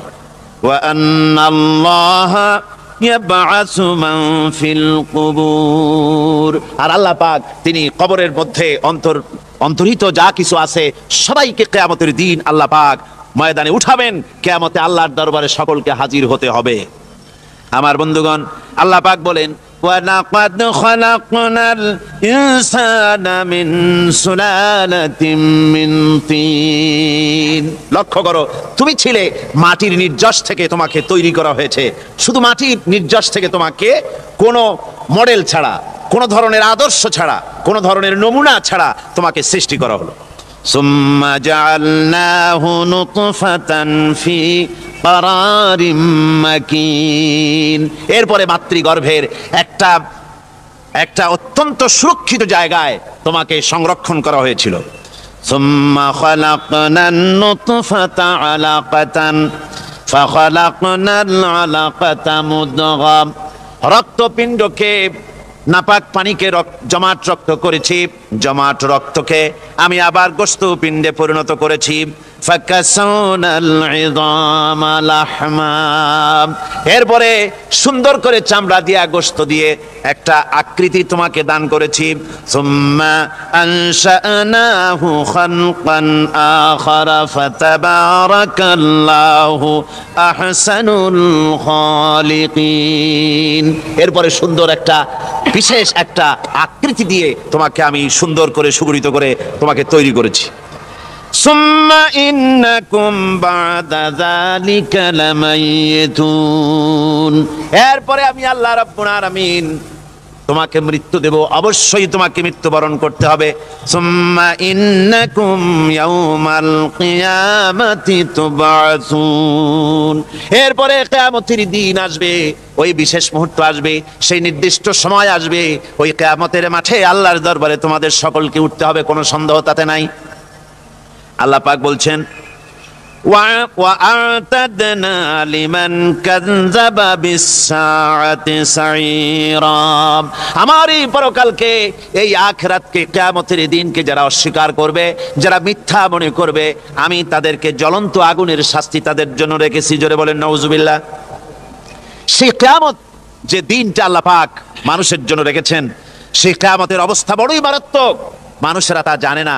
মানুষ যদি তা বুঝতে পারতো, জানতে পারতো, তাহলে মানুষেরা গুনাহের কাজ করতে পারতো না। আপনারা কি চিন্তা করেন, ওই যে কাফেরগুলি মক্কার জীবনে, রাসূল পাক সাল্লাল্লাহু আলাইহি ওয়াসাল্লামের মক্কি জিন্দেগিতে যে সমস্ত মানুষগুলি চুরি করতো, ডাকাতি করতো, জিনা করতো, বদমাশি করতো, মানুষ হত্যা করতো, এই লোকগুলি ফিরে আসলো কিসের কারণে? তাদেরকে আখিরাতের কথা বলা হয়েছে, এই পরকালের কথা বলা হয়েছে। কোরআন শরীফে আল্লাহ রাব্বুল আলামিন পরকালের কথা, মৃত্যুর কথা, কিয়ামতের কথা, হাসরের কথা, সিরাতের কথা, মিজানের কথা, মওতের কথা যত বলেছেন, জান্নাতের কথা যত জায়গায় যতগুলা বলেছেন, সবগুলি আয়াতে কারিমা যদি এক জায়গায় করা যায়, তাহলে পুরা কোরআন শরীফের 1/3 10 পারার সমান হবে। জোরে বলেন সুবহানাল্লাহ। যেহেতু পরকালের চিন্তা ছাড়া মানুষের জীবন পরিচ্ছন্ন হতে পারে না, সুন্দর হতে পারে না, অপরাধ মুক্ত হতে পারে না। আল্লাহ পাক বলেন সেই দিনটি বড়ই ভয়ানক, বিপজ্জনক। ওই দিনটির ব্যাপারে আল্লাহ পাক তার বান্দাদেরকে সতর্ক করে দিয়েছেন, বান্দারা সতর্ক হয়ে যাও, এইভাবে দিন যাবে না, কিয়ামত আসবে। আর ওই কিয়ামত এত মারাত্মক হবে, আল্লাহ সতর্ক করছেন বান্দাদেরকে, ইয়া আইয়ুহান নাসুত্তাকু রাব্বাকুম ইন্না যালযালাতাস সাআতি শাইউন আযীম।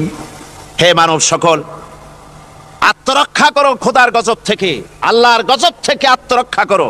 ইন্না যালযালাতাস সাআতি শাইউন আযীম, সেই কিয়ামতের সেই কম্পন খুবই মারাত্মক, খুবই ভয়াবহ কম্পন সৃষ্টি হবে সেদিন।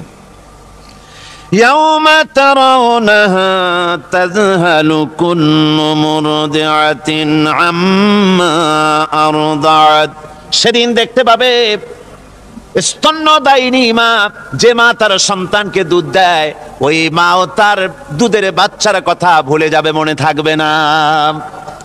আল্লাহ রাব্বুল আলামিন বলেন ওয়াতাদাউ কুল্লু যাতিন হামলিন হামলাহা,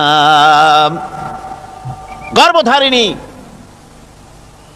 মেয়ে লোক তাদের গর্ভ খসে পড়বে।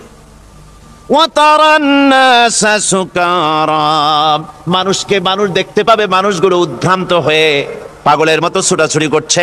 আল্লাহ বলেন ওয়ামা হুম বিসুকারা, আসলে এরা নেশাগ্রস্ত নয়, আসলে পাগল হয় নাই। তো ছুটছে কেন? কেন? স্তন্যদায়িনী মা দুধের বাচ্চার কথা ভুলে গেছে। গর্ভধারিণী গর্ভবতী নারী, তার গর্ভ খসে পড়েছে, মানুষ পাগলের মতো দৌড়াচ্ছে। কারণ কি? পাগল তো হয় নাই। আল্লাহ বলেন আসল কারণ হলো ওয়ালাকিন্না আযাবাল্লাহি শাদীদ, আল্লাহর ভয়ঙ্কর আযাব। আর এই সব দৃশ্য, এই সব কম্পন মানুষের মধ্যে ত্রাস সৃষ্টি করে দিয়েছে, এই অবস্থার সৃষ্টি করেছে। আমার ভাইয়েরা, আল্লাহ পাক বলেন وأنذرهم يوم الآزفة إذ القلوب لدى الحناجر كاظمين। ও নবী, মানুষদেরকে আপনি সতর্ক করেন, ওই দিনটা এমন হবে ভয়ের চোটে মানুষের কলিজা তার মুখের কাছে চলে আসবে। মানুষ ভয়তে অস্থির হয়ে যাবে, কলিজা গলার কাছে চলে আসবে। সেই দিনের কথা তাদের শোনায় দেন। ওই দিনটা এমন মারাত্মক দিন। ফাকাইফা তাত্তাকুনা ইন কাফারতুম ইয়াওমা ইয়াজআলু বিলদানা শিবা। সেদিন ভয়ে চিন্তায় যুবক ছেলে বৃদ্ধে পরিণত হয়ে যাবে, কিশোরগুলি তরুণগুলি বৃদ্ধে পরিণত হয়ে যাবে। আমার বন্ধুগণ, মানুষ সেদিন দিক বিদিক হয়ে দৌড়াতে থাকবে, পালাবো কোথায়? আল্লাহ কোরআন শরীফে সব কথা বলে দিয়েছেন। ইয়াকুলুল ইনসানু আইনাল মাফার, কোথায় ভাগবো, পালাবো কোথায়? অস্থির হয়ে মানুষ দৌড়াতে থাকবে, পালাবো কোথায়, যাব কোথায়? আল্লাহ বলেন কাল্লা লা ওয়াজারা ইলা রাব্বিকা ইয়াউমাইযিনিল মুস্তাকার। ভাগবার কোনো রাস্তা নাই, পালাবার কোনো পথ নাই, একমাত্র তোমার রব ছাড়া, আল্লাহর দরবার ছাড়া পালানোর কোনো রাস্তা যার নাই। আমার বন্ধুগণ,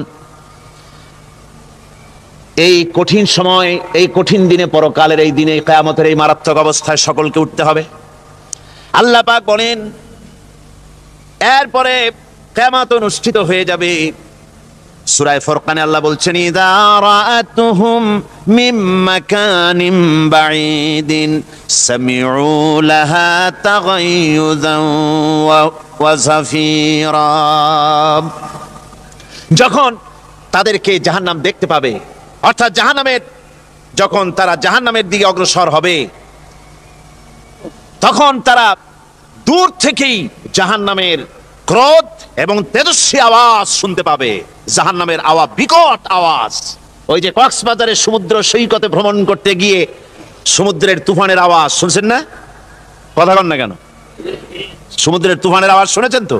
এইটা কি? এটা কিছুই না, এর থেকে মারাত্মক আওয়াজ, তেজস্বী ক্রোধের আওয়াজ কানের মধ্যে আসতে থাকবে জাহান্নামীদের।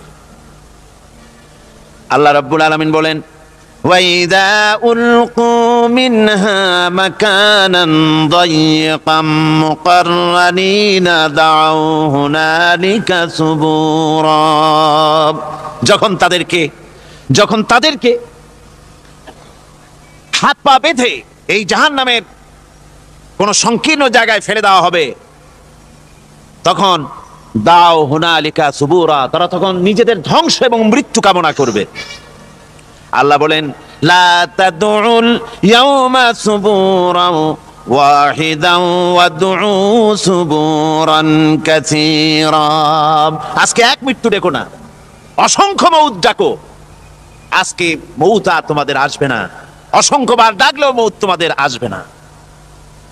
এই যে জাহান্নাম, যে জাহান্নামের দিকে তাদের নিয়ে যাওয়া হবে, আল্লাহকে অস্বীকার করলে, নবীকে অস্বীকার করলে, ইসলামকে অস্বীকার করলে, আল্লাহর নবীর নবুয়তকে অস্বীকার করলে তাদের জায়গা হবে জাহান্নাম। আর সে জাহান্নাম এত মারাত্মক, এত কঠিন জায়গা, যে জায়গা সম্পর্কে আল্লাহ পাক বলছেন, ইন্নাহু মাইয়াতি রাব্বাহু মুজরিমান ফাইন্না লাহু জাহান্নামা লা ইয়ামুতু ফিহা ওয়া লা ইয়াহইয়া। অপরাধী হয়ে যে লোক আল্লাহর দরবারে উপস্থিত হবে, তার জন্য জাহান্নাম হবে, জাহান্নামে আল্লাহ দিবেন। আর ওই জাহান্নামে যখন লোকটা পড়ে যাবে, জাহান্নামের অবস্থা এমন হবে, লা ইয়ামুতু ফিহা ওয়া লা ইয়াহইয়া, সে বাঁচবেও না, মরবেও না, জীবন মৃত্যু একটা অবস্থা সৃষ্টি হবে। ওই জাহান্নামে নারুল্লাহিল মুকাদাতুল্লাতী তাত্তালিউ আলাল আফইদা। জাহান্নামের প্রচন্ড আওয়াজ, এ আগুন উৎক্ষিপ্ত হয়ে তাদের কলিজা পর্যন্ত, অন্তর পর্যন্ত স্পর্শ করবে এই আগুনের তাপ। আর এদের পাহারায় রাখা হবে, ইন্নাহা আলাইহিম মুসাদাতুন ফি আমাদিম মুমাদ্দাদা। জাহান্নামীদের পাহারায় রাখা হবে নির্মম, কঠোর ব্যবহার, কর্কশ আওয়াজ, কর্কশ ভাষী এ ধরনের ফেরেশতাদেরকে রাখা হবে তাদের পাহারায়, তারা নিয়োজিত থাকবে। আল্লাহ রাব্বুল আলামিন বলেন, ও দুনিয়ার মানুষ, ইয়া আইয়ুহাল্লাযীনা আমানু কু আনফুসাকুম ওয়া আহলিকুম নারা। ও ঈমানদারেরা, আল্লাহর তো দয়া বেশি বান্দার জন্য। বান্দার উপরে দয়া কার সবচেয়ে বেশি? সবচেয়ে বেশি দয়া হলো বান্দার উপরে আল্লাহর। আল্লাহ চান না যে সে জাহান্নামে যাক, কঠিন জায়গা জাহান্নাম। আল্লাহ বলেন, ও মুমিনেরা, তুমি নিজে আর তোমার পরিবারবর্গকে জাহান্নামের আগুন থেকে রক্ষা করো, আগুন থেকে রক্ষা করো, জাহান্নামের রাস্তা থেকে তাদের ফিরাও। ওই জাহান্নাম, যেই জাহান্নামের ইন্ধন হবে মানুষ আর পাথর। ফিরাও জাহান্নাম থেকে মানুষকে, তোমার সন্তানদেরকে ফিরাও। আজকে যে সব সন্তানের আল্লাহ বলেন তুমি নিজে বাঁচো, আহলো আয়ালকে বাঁচাও। যে সব সন্তান তোমার নামাজ নাই, রোজা নাই, আল্লাহ পরকালের চিন্তা নাই, যারা ইসলামকে বিশ্বাস করে না, যারা মনে করে কোরআন হচ্ছে বেহেশত দোজখের কথা শুধু, ওতে কোনো মানুষের অর্থনীতি, সমাজনীতি, রাজনীতির ব্যাপার নাই, মানুষের জীবনের দরকারি জিনিসগুলি সেখানে নাই। সুতরাং আমরা যদি দুনিয়ায় সুখ সমৃদ্ধি পেতে চাই, তাহলে আমাদেরকে মানুষের তৈরি করা মতবাদ মানতে হবে। এইভাবে ছেলেরা যখন মানুষের তৈরিকার মতবাদের দিকে যখন দৌড়ায়, মা বাপ যদি তাদেরকে না ফিরায়, জাহান্নাম থেকে বাঁচাবার জন্য যদি চেষ্টা না করে, কিয়ামতের দিন ওই সন্তানেরা জাহান্নামে, যখন জাহান্নামের অর্ডার তাদের হয়ে যাবে, তারা বলবে, রব্বানা আরিনাল্লাযাইনি আদাল্লানা, হে আমার প্রভু, কে আমাদেরকে গোমরাহ করে দিল, মিনাল জিন্নি ওয়াল ইনসে, জিনের ভিতর থেকে, মানুষের ভিতর থেকে, আমাদের নেতারা, আমাদের মা বাপ, আমাদের মুরব্বী, কারা আমাদেরকে বিভ্রান্ত করলো, তোমার রাস্তা থেকে সরাই দিল, ওরা কই? ওদেরকে নিয়ে আসো। আমাদের কি এই খারাপ রাস্তা থেকে ফিরায় নাই, জাহান্নামের পথে চলেছি, আমাকে ফিরায় নাই। ও আল্লাহ, আজকে এই জাহান্নামে যাওয়ার আগে ওই মা বাপ আর মুরব্বী আর নেতাগুলি নিয়ে আসো। নাজআলহুমা তাহতা আকদামিনা লিয়াকুনা মিনাল আসফালিন, নিয়ে আসো, ওদেরকে পায়ের তলে রেখে তারপরে জাহান্নামে যাব। আমার ভাইরা, যে ছেলে আজকে মানুষের তৈরি করা মতবাদের আন্দোলন করছে, সেকুলারিজম করছে, সোশ্যালিজম করছে, ক্যাপিটালিজম করছে, তারপরে ন্যাশনালিজম করছে, হাজারো মতবাদের দিকে আকৃষ্ট হয়েছে আপনার ছেলে, আপনার স্ত্রী, আপনার বোন, আপনার ভাই, আপনি জেনে শুনে তাদেরকে ফিরাচ্ছেন না, আল্লাহর রাস্তায় আনতেছেন না। কিয়ামতের দিন ওরা পালাইতে যাবে, এবং ওদের এই অপরাধের কারণে, ফিরানোর কারণে, সহযোগিতা করার কারণে কিয়ামতের দিন অবস্থা করুণ হয়ে যাবে।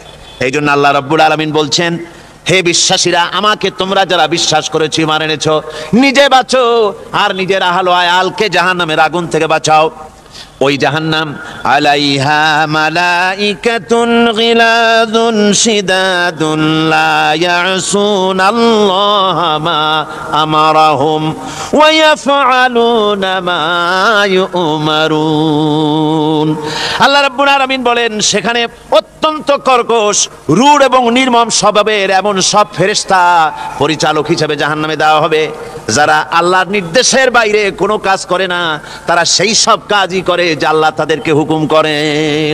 তাদেরকে অনুরোধ করে, দরখাস্ত করে কোন রকম তাদের কাছ থেকে কোনো কৃপা, কোনো করুণা, কোনো মহব্বত কিছুই পাওয়া যাবে না। অত্যন্ত কর্কশ, রূঢ় মেজাজের ফেরেশতা সেখানে পরিচালক হিসেবে দেওয়া হবে। আর ওই জাহান্নামীদেরকে, যারা জাহান্নামে যাবে কিয়ামতের দিন, ফাল্লাযীনা কাফারু কুত্তিআত লাহুম সিয়াবুম মিন নার, আগুন দিয়ে কেটে তাই দিয়ে পোশাক তৈরি করে দেওয়া হবে, আগুনের পোশাক পরিয়ে দেওয়া হবে।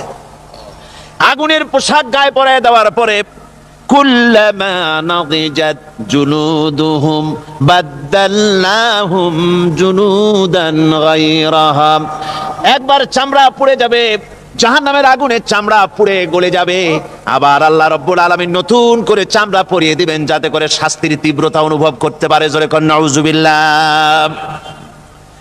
আমার ভাইরা, জাহান্নামীরা ক্ষুধার যন্ত্রণায়, তৃষ্ণার যন্ত্রণায় আকাশের দিকে তাকায় থাকবে, উপরের দিকে তাকায় থাকবে, বলবে, আরে যদি একটু বৃষ্টি হতো, মেঘ হতো। হঠাৎ করে দেখবে যে উপরে কালো মেঘ হয়ে গেছে, মনে করবে যে এবার বুঝি বৃষ্টি হবে, পানি পান করব।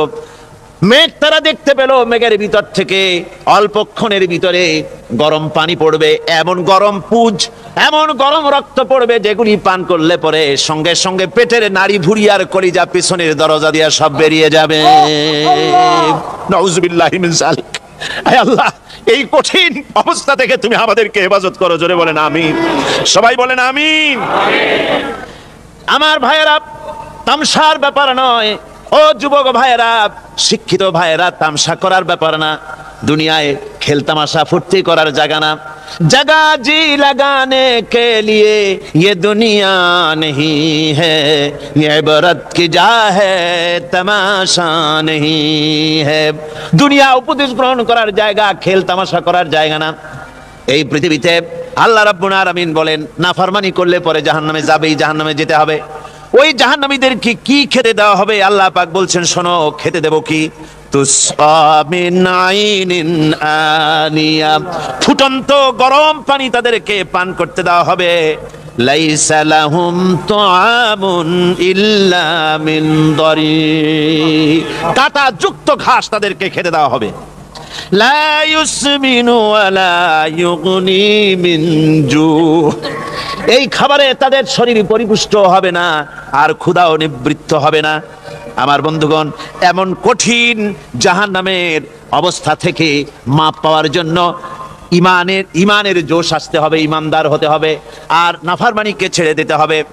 জাহান্নামে যখন মানুষদেরকে নিয়ে যাওয়া হবে, জাহান্নামীদেরকে, ইযা উলকু ফিহা সামিউ লাহা শাহীকান ওয়া হিয়া তাফুর, যখনই খোদাদ্রোহীদেরকে জাহান্নামের দিকে নিয়ে যাওয়া হবে, আজ তো খুব মাতবাড়ি, কত ভক্ত আছে, তারপরে কত শক্তি, কত কিছু, কিন্তু আল্লাহর দরবারে যখন হাজির হবে, কোনো শক্তি তখন কাজে লাগবে না, কোনো শক্তি কাজে লাগবে না।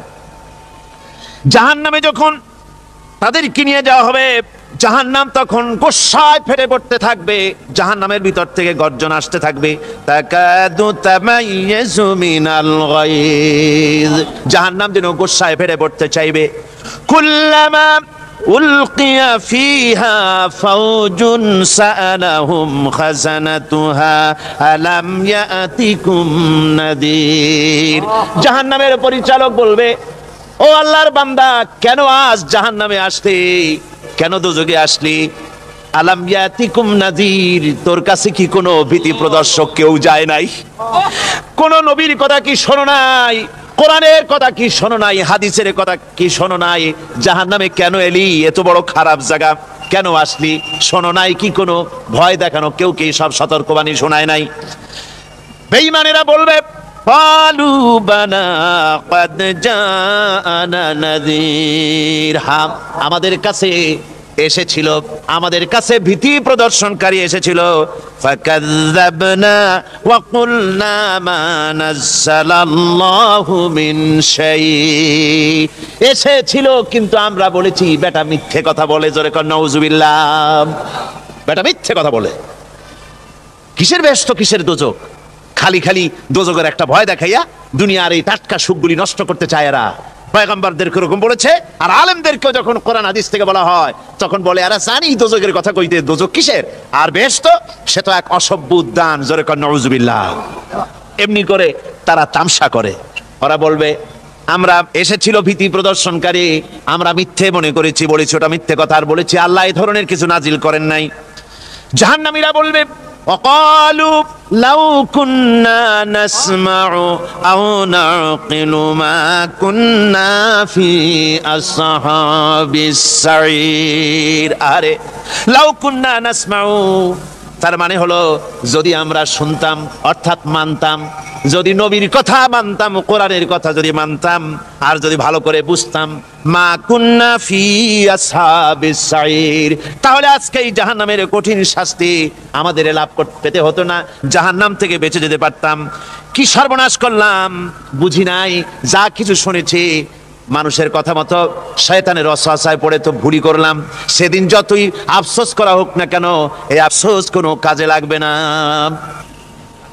قل أذلك خير أم جنة الخلد التي وعد المتقون كانت لهم جزاء ومصيرا।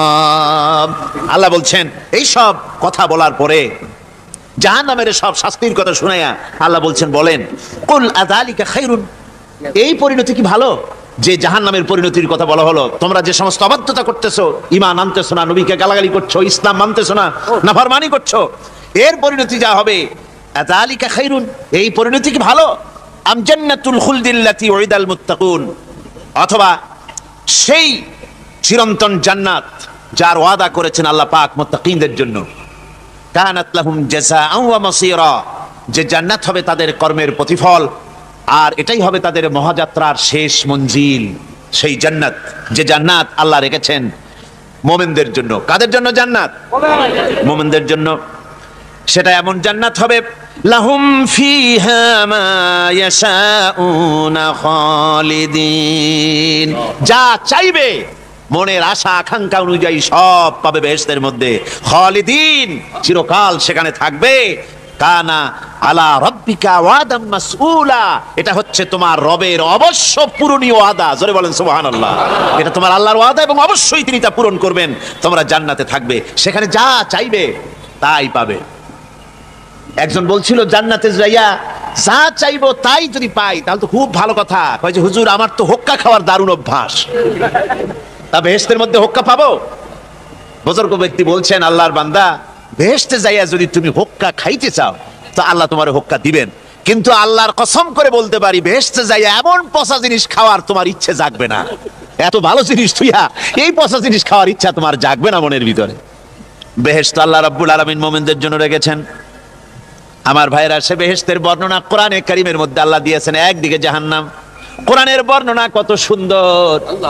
জাহান্নামের কথা শুনতে শুনতে লোকেরা আল্লাহর ভয়তে হতাশ হয়ে যেতে পারে, আল্লাহর ভয়তে। সেই জন্য যত জায়গায় জাহান্নামের বর্ণনা আছে, সাথে সাথে আবার আশার সঞ্চার করার জন্য আল্লাহ জান্নাতের কথা বলেছেন। কাহার এবং জব্বার নাম আল্লাহ যেখানে ব্যবহার করেছেন, সাথে সাথে আবার গাফুর রহিম নাম ব্যবহার করেছেন, বান্দা যেত হয়রান হয়ে না যায়। আমার ভাইরা, একদিকে জাহান্নামের এই কঠিন শাস্তির কথা, আবার অপরদিকে আল্লাহ বলেন, শোনো, এমন জান্নাত আমি রেখেছি, মাসানুল জান্নাতিল্লাতী উইদাল মুত্তাকুন, এমন বেহেশত মুত্তাকিনদের জন্য যার ওয়াদা করা হয়েছে, এমন বেহেশত সেটা, ফিহা আনহারুম মিন মাইন গায়রি আসিন, সেখানে এমন সুন্দর স্বচ্ছ পানির ঝর্ণাধারা, সুমিষ্ট পানির ঝর্ণাধারা রাখা হয়েছে। ওয়া আনহারুম মিন লাবানিন লাম ইয়াতাগায়্যার তা'আমুহু, আর সেখানে দুধের ঝর্ণা রাখা হয়েছে যার স্বাদ কখনো নষ্ট হবে না।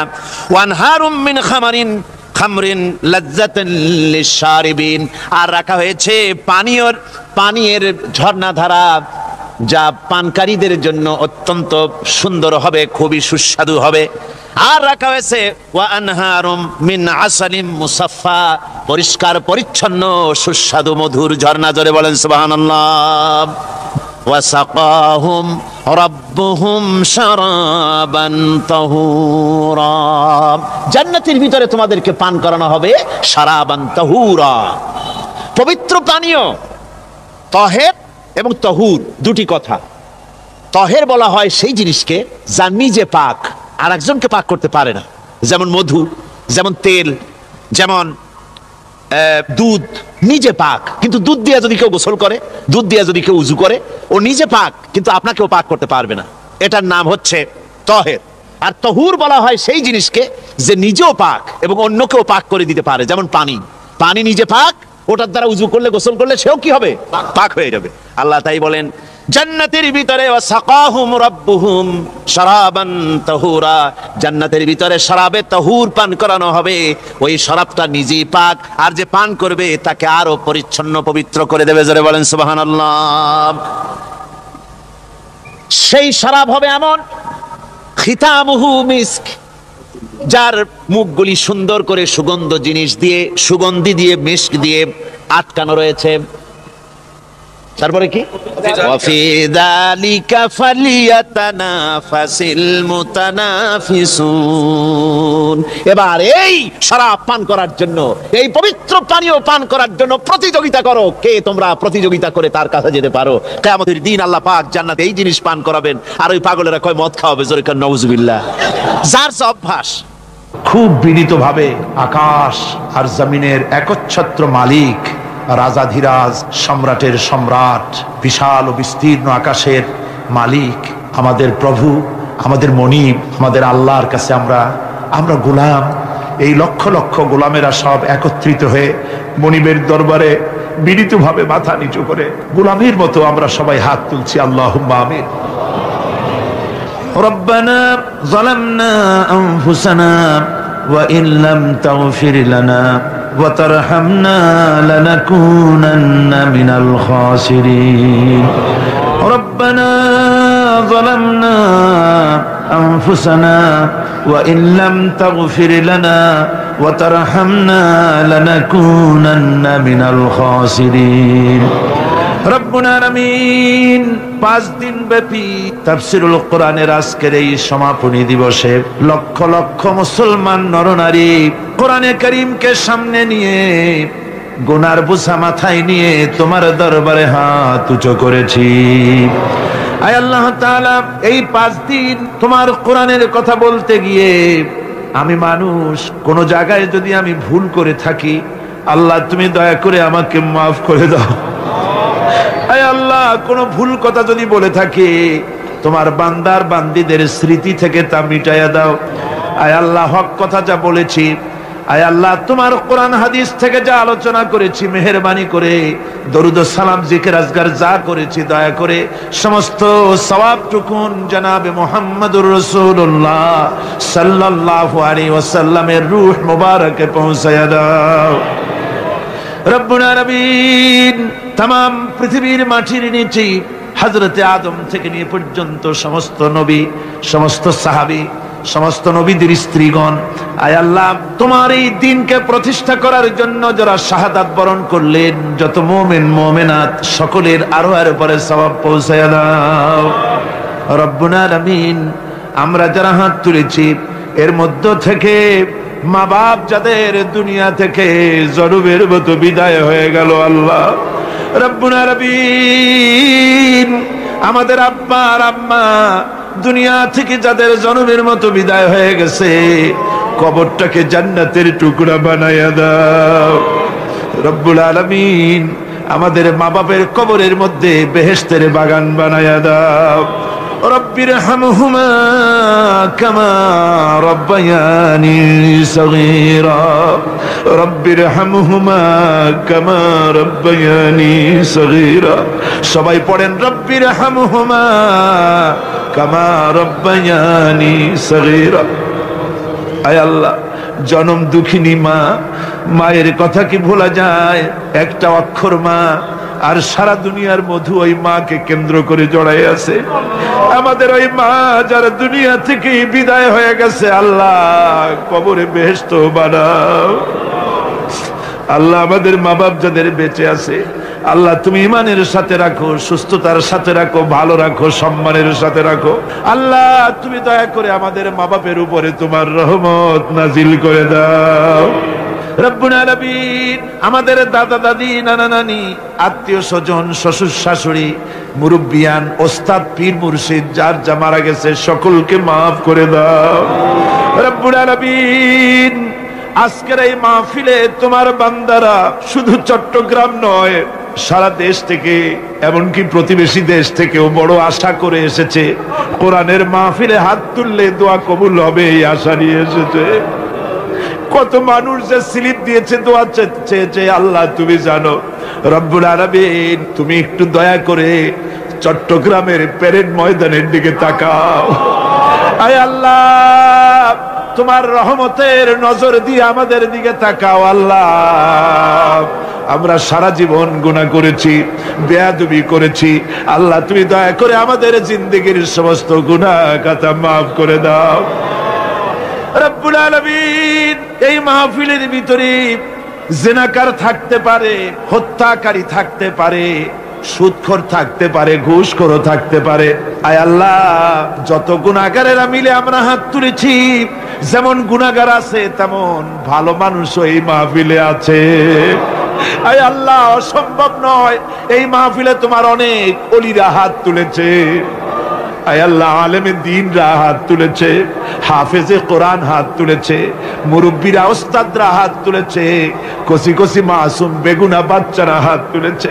রব্বুল আলামিন, আমাদের গুনার দিকে নজর করো না। আমাদের গুনার দিকে তাকালে তোমার গোসা বেড়ে যেতে পারে। আমাদের গুনার দিকে তাকাইও না, আমাদের চোখের দিকে তাকাও, আমাদের মুখের কাকতি মিনতির দিকে তাকাই আমাদেরকে মাফ করে দাও আল্লাহ রব্বুল আলামিন।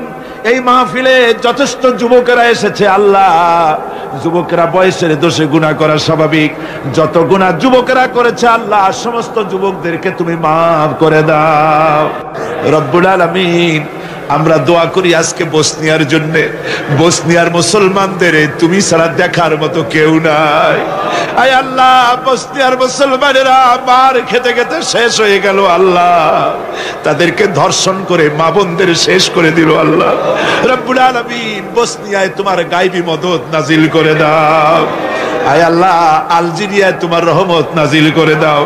প্যালেস্টাইনের নোম্যান্সল্যান্ডে যে ফিলিস্তিনিরা ইসরায়েল আর লেবাননের মাঝখানে আছে আল্লাহ, তোমার এই বান্দাগুলির তুমি কিনারা করে দাও আল্লাহ।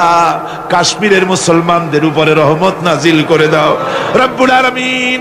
ভারতের কাফির সরকার ভারতীয় মুসলমানগুলি মেরে মেরে শেষ করে দিল আল্লাহ, মুসলমানদেরকে ওরা লাথি মেরে বের করে দিতে চায় আল্লাহ।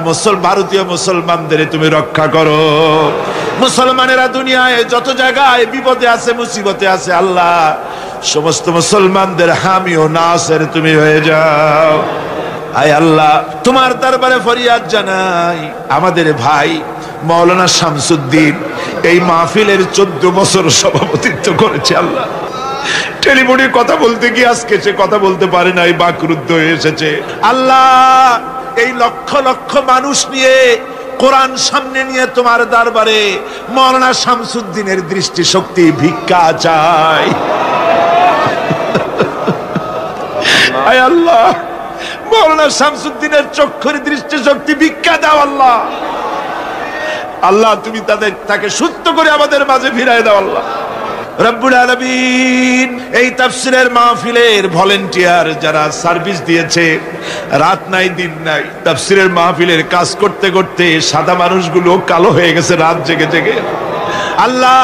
কোরআনের জন্য যারা পরিশ্রম করলো রব্বুল আলামিন, জাহান্নামের আগুন তাদের জন্য হারাম করে দাও রব্বুল আলামিন। আমরা দোয়া করি বাংলাদেশে ইসলামী আন্দোলনের নেতা তোমার এক গোলাম, আয় আল্লাহ তোমার এক বান্দা, তোমার এক প্রিয় বান্দা গোলাম আজম, আয় আল্লাহ তাকে অবৈধভাবে জেলের মধ্যে আটকায় রাখা হয়েছে। ৭৬ বছরের বৃদ্ধ মানুষ জেলখানার ভিতরে কষ্ট পেতেছে আল্লাহ। আমরা গোলাম আজমের কেস তোমার কোর্টে দায়ের করে দিলাম আল্লাহ। আল্লাহ, তুমি জানো তার বিরুদ্ধে যত অভিযোগ করা হয়েছে কোনোটাই সত্য নয়। হযরত ইউসুফ আলাইহিস সালামকে যেমন তুমি পবিত্রতা সহকারে আল্লাহ নিষ্কলুষ ভাবে জেল থেকে বের করেছিলে, গোলাম আজমকে নিঃশর্তভাবে সেভাবে তুমি গোটা জাতির সামনে বের করে গোটা জাতির নেতৃত্বের তৌফিক দাও আল্লাহ রব্বুল আলামিন। তোমার দরবারে আমরা আরজি পেশ করি আল্লাহ, আমাদের দেশের কলেজ ইউনিভার্সিটিতে কিছু সংখ্যক ছেলেরা তোমার দ্বীনের পতাকা উঁচু করে ধরেছে। যে কলেজে ইউনিভার্সিটিতে হাত পাতলে পরে নারী পাওয়া যায়, মদ পাওয়া যায়, অস্ত্র পাওয়া যায়, টাকা পাওয়া যায়, এসব টাটকা সুখগুলি দুপায়ে ঠেলে দিয়ে কলেজে ভার্সিটিতে একটা গ্রুপের একটা দলের ছেলেরা এই উত্তপ্ত ময়দানে চলে এসেছে জীবন দেওয়ার জন্যে। আল্লাহ, তুমি ওদেরকে চেনো, ওরা ছাত্র শিবির আল্লাহ। এই শিবিরের ছেলেগুলি তুমি হেফাজত করো আল্লাহ রব্বুল আলামিন। ওদের কি দোষ তুমি ভালো করে জানো আল্লাহ। তোমার কালেমাকে বুলন্দ করতে চায় বলে দেশের বাতিল শক্তি পর্যন্ত শিবিরের 52টা নেতা কর্মীকে আল্লাহ দুনিয়া থেকে বিদায় করে দিয়েছে। আয় আল্লাহ, এদেরকে তোমার শাহাদাতের দরজা নসিব করে জান্নাতুল ফেরদাউস নসিব করে দিও আল্লাহ। আয় আল্লাহ, মুশাররফ কদিন আগে শহীদ হয়ে গেল আল্লাহ, ওকে তোমার জান্নাত দিয়ে দিও আল্লাহ। ওর বাপকে ওর মাকে সান্ত্বনা দিও আল্লাহ, ধৈর্য ধরার তৌফিক দিও আল্লাহ। ফটিকছড়িতে আর একটা ছেলে 16-17 দিন হয়ে গেছে, খোঁজ নাই, শিবিরের ছেলে। আল্লাহ, তুমি ভালো জানো কুতুবউদ্দিনের অবস্থা কি। আল্লাহ, তুমি দয়া করে তার হেফাজত করো রব্বুল আলামিন। বাংলাদেশে তোমার দ্বীনের পতাকা নিয়ে জামাত ইসলামী অগ্রসর হচ্ছে, আল্লাহ তুমি দয়া করে হেফাজত করো, দ্বীনের কাজ বুলন্দ করার তৌফিক দাও। যারা ইসলামের কথা বলে, ইসলামের কাজ করে, যেখানে বসে যে দলে থেকে ইসলামের কথা বলে কাজ করে, আল্লাহ তুমি দয়া করে তাদের হেফাজত করো। আল্লাহ রব্বুল আলামিন এই চট্টগ্রামে আওলাদে রাসূল হযরত আব্দুল আহাদ আল মাদানী সাহেব, আল্লাহ তুমি তার হায়াতকে দারাজ করে দাও, তাহলে তুমি সুস্থ করে দাও। আয় আল্লাহ বাইতুস শরীফের পীর মাওলানা আব্দুল জব্বার সাহেব, আল্লাহ তুমি তাকে সুস্থ রাখো, ভালো রাখো। গারাঙ্গিয়ার পীর সাহেবের হায়াত দারাজ করে দাও, বাঁশখালীর পীর সাহেবের হায়াত দারাজ করে দাও। আল্লাহ তুমি দয়া করে সমস্ত পীর মাশায়েখ আর আলেম ওলামা ঐক্যবদ্ধভাবে তোমার দ্বীন কায়েমের জন্য তাদেরকে সুযোগ দিয়ে দাও রব্বুল আলামিন। আজকের এই মাহফিলে 5 দিন ধরে যত মা বোন কষ্ট করে মাহফিলে এসেছেন, মা বোনদের জিন্দেগির গুনাহ খাতা মাফ করে দাও আল্লাহ। মা বোনদের রোগ ব্যাধি মাফ করে দাও আল্লাহ। তাদের স্বামী স্ত্রী মিল মহব্বতে টিকে থাকার তৌফিক দাও। তাদের সন্তানগুলিকে দিনদার ইমানদার বানায়া দাও রব্বুল আলামিন। বাংলাদেশের সেনাবাহিনী, বাংলাদেশের বিমান বাহিনী, বাংলাদেশের নৌবাহিনী, বাংলাদেশের বিডিআর, বাংলাদেশের পুলিশ, আল্লাহ তুমি দয়া করে মেহেরবানি করে এদের দিলের মধ্যে ঈমানি জজবা পয়দা করে দাও। আয় আল্লাহ, আমার দেশের সেনাবাহিনী, আমার দেশের বিডিআর আর পুলিশ, তাদের কলিজার ভিতরে এত ঈমানি জজবা দাও যাতে করে তাদের কলিজার দামের বিনিময়ে, রক্তের বিনিময়ে বাংলাদেশের প্রতি ইঞ্চি জমিন হেফাজত করতে পারে আল্লাহ তৌফিক দিয়া দাও। আয় আল্লাহ, সরকারি প্রশাসনিক দায়িত্বশীল যারা আছে আল্লাহ তুমি দয়া করে তোমার দ্বীনের রাস্তার উপরে তাদেরকে রাখো রব্বুল আলামিন। এবার দোয়া করি আমাদের সন্তানদের জন্য, আমাদের স্ত্রীদের জন্য। আল্লাহ তুমি আমাদের স্ত্রী ছেলে পেলে যা দান করেছো সবগুলিকে দিনদার বানাও, ইমানদার বানাও, নামাজি বানাও, পরহেজগার বানায়া দাও। আয় আল্লাহ, কোরআনের মাহফিল লোকেরা বড় আশা করে এসছে, দোয়া কবুল হবে এই নিয়ত করে এসেছে। আল্লাহ তুমি আমাদের হাতকে ফিরায় দিও না আল্লাহ। আল্লাহ আমরা তুমি জানো ভারত এদেশে তাদের এজেন্ট দিয়ে এদেশ থেকে ইসলাম নির্মূল করার ব্যবস্থা তারা করতেছে। আল্লাহ তোমার দ্বীন বাংলাদেশে কায়েম করে দাও, বাতিলের ঐক্যের মধ্যে ফাটল ধরিয়ে দাও। আয় আল্লাহ তুমি আমাদের দোয়া মঞ্জুর করো আল্লাহ। কিচ্ছু চাই না, তোমার কাছে চাই বাংলাদেশে কোরআনের রাজ কায়েম হয়েছে, এটা আমরা চাই আল্লাহ। আমার ভাইরা, আপনাদের এই পবিত্র মোনাজাতের মধ্যে দোয়া কবুল হওয়ার সময় দোয়া করেন। এখন দোয়া কবুল হবে, তার কারণ হলো দিন যত বাড়তে থাকে, সন্ধ্যা যত হতে থাকে, রাত যত আসতে থাকে, সরকারের অফিস সব বন্ধ হতে থাকে, আর রাত যত বাড়তে থাকে আল্লাহ রহমতের অফিস তত কর্মচঞ্চল হয়ে যায়। আমি এবার ছেড়ে দিলাম আপনাদের কাছে, এবার কানবেন আর মনের কথা আল্লাহর কাছে বলবেন। রাসূলুল্লাহ হাত উঁচু করে মোনাজাত করেছেন, 2 হাত আকাশের দিকে তুলে দেন, 2 হাত আকাশের দিকে তুলে দেন, আর আল্লাহর কাছে মনের কথা কেঁদে কেঁদে বলেন আল্লাহর কাছে।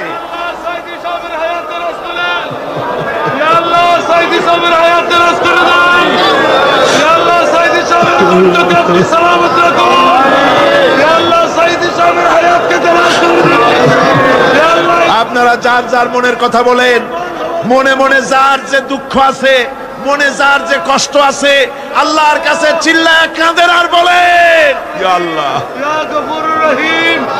আল্লাহরে ডাকেন ইয়া আল্লাহ, আল্লাহকে জোরে সরে ডাকেন ইয়া আল্লাহ, ইয়া রহমান, ইয়া রহিম, ইয়া হাইয়ু, ইয়া কাইয়ুম। কাঁদেন আল্লাহর কাছে, কাঁদেন, দোয়া কবুল হয়ে যাবে। আল্লাহর কাছে কাঁদেন, মনে যার যা কাছে দুঃখ আছে বলেন আল্লাহকে। আল্লাহ আল্লাহ, এত বড় মাহফিল, কোরআনের মাহফিল, আমাদের খালি হাতে ফিরাইও না আল্লাহ। আল্লাহ তাকায় দেখো, বুড়ারা কাঁদতেছে, আলেমেরা কাঁদতেছে, ছোট্ট ছোট্ট বাচ্চা, ওরা তো কিছু বোঝে না, ওরাও কান্দে। আল্লাহ আল্লাহ আল্লাহ, নিঃসন্তানীকে সন্তান দাও, অভাবগ্রস্তের অভাব দূর করে দাও, ঋণগ্রস্তদের ঋণ পরিশোধের তৌফিক দাও। এ সময় দোয়া কবুল হবে। আমি আপনাদের কাছে দোয়া চাই। আমি আপনাদের এক ছোট ভাই, আমি এক নগণ্য গোলাম, আমার কিচ্ছু নাই, আমার মধ্যে কিচ্ছু নাই। আমি শুধু দোয়া চাই, আমার জীবনের স্বপ্ন আল্লাহ, শিবিরের রক্ত আর নিও না আল্লাহ, এবার রক্তের দরকার হলে আল্লাহ সাইদির রক্ত কবুল করো আল্লাহ। আল্লাহ সাইদ সাহেবের হায়াতকে দারাজ করে দাও, আল্লাহ সাইদ সাহেবের হায়াতকে দারাজ করে দাও, ইসলাম কায়েমের জন্য তার কণ্ঠস্বরকে আরো বাড়িয়ে দাও, সকল অসুস্থতা দূর করে দাও। আয় আল্লাহ বাংলাদেশের সব আলেম ওলামা পীর মাশায়েখ সকলকে সুস্থ করো আল্লাহ। আল্লাহ মোনাজাত তো করলাম, কি বলতে পারলাম আর কি বলতে পারলাম না কিছু বুঝতে পারি নাই। যদি কোনো কথা বাদ থাকে আমাদের জন্য দরকার আমাদের দিয়ে দাও আল্লাহ। আমাদের জন্য যা অকল্যাণ তার থেকে আমাদের বাঁচাও আল্লাহ। হাত নামাইতে তো এখন হাত নামাতে ইচ্ছে করে না, তুমি আমাদের মাবুদ, ভিক্ষা শুধু চাইতে ইচ্ছা করে আল্লাহ। আল্লাহ এই কোরআনের বরকতে কিয়ামতের দিন জাহান্নামের আগুন আমাদের জন্য হারাম করো আল্লাহ। আল্লাহুম্মা আজিরনা মিনান নার, বলেন আল্লাহুম্মা আজিরনা মিনান নার, আল্লাহুম্মা আজিরনা মিনান নার, আল্লাহুম্মা আজিরনা মিনান নার। আল্লাহ দোজখের আযাব আমরা সইতে পারবো না আল্লাহ, আমাদের দয়া করে বেহেশত দিও, ওই বেহেশতটা দিও যে বেহেশতে তোমার হাবিব বসা থাকবে আল্লাহ। আমরা সেই আরব দেশ থেকে ৩৫০০ মাইল দূরে ১৪০০ বছর পরে আসছি, হুজুরকে দেখি নাই, কাফেররা দেখলো অত্যাচার করলো, আমরা দেখি নাই, শুধু নাম শুনছি, মোহব্বতে পাগল হয়ে যায়।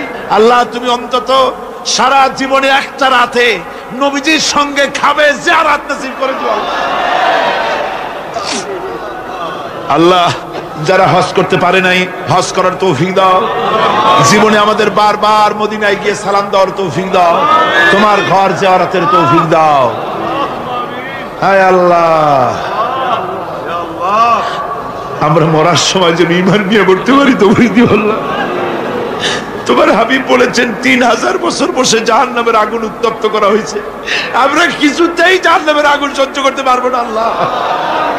আমরা মাপ চাই, জাহান্নামের আগুন আমাদের জন্য আরাম করো আল্লাহ। এত মানুষের কান্না তুমি কি ফিরাই দিতে পারো মাবুদ? তুমি কি ফিরাই দিতে পারো এত মানুষের কান্না? আল্লাহ তুমি দয়া করে এই প্যারেড ময়দানের তোমার বান্দাদের এই কান্নার আওয়াজটা মদিনায় পৌঁছায় দাও আল্লাহ, মদিনায় পৌঁছায় দাও আমাদের কান্নার আওয়াজ। ইয়া আল্লাহ, আল্লাহ আমাদের সন্তানদের জন্য আবার দোয়া করি আল্লাহ, তুমি দয়া করে সন্তানগুলিকে নামাজি বানাও আল্লাহ,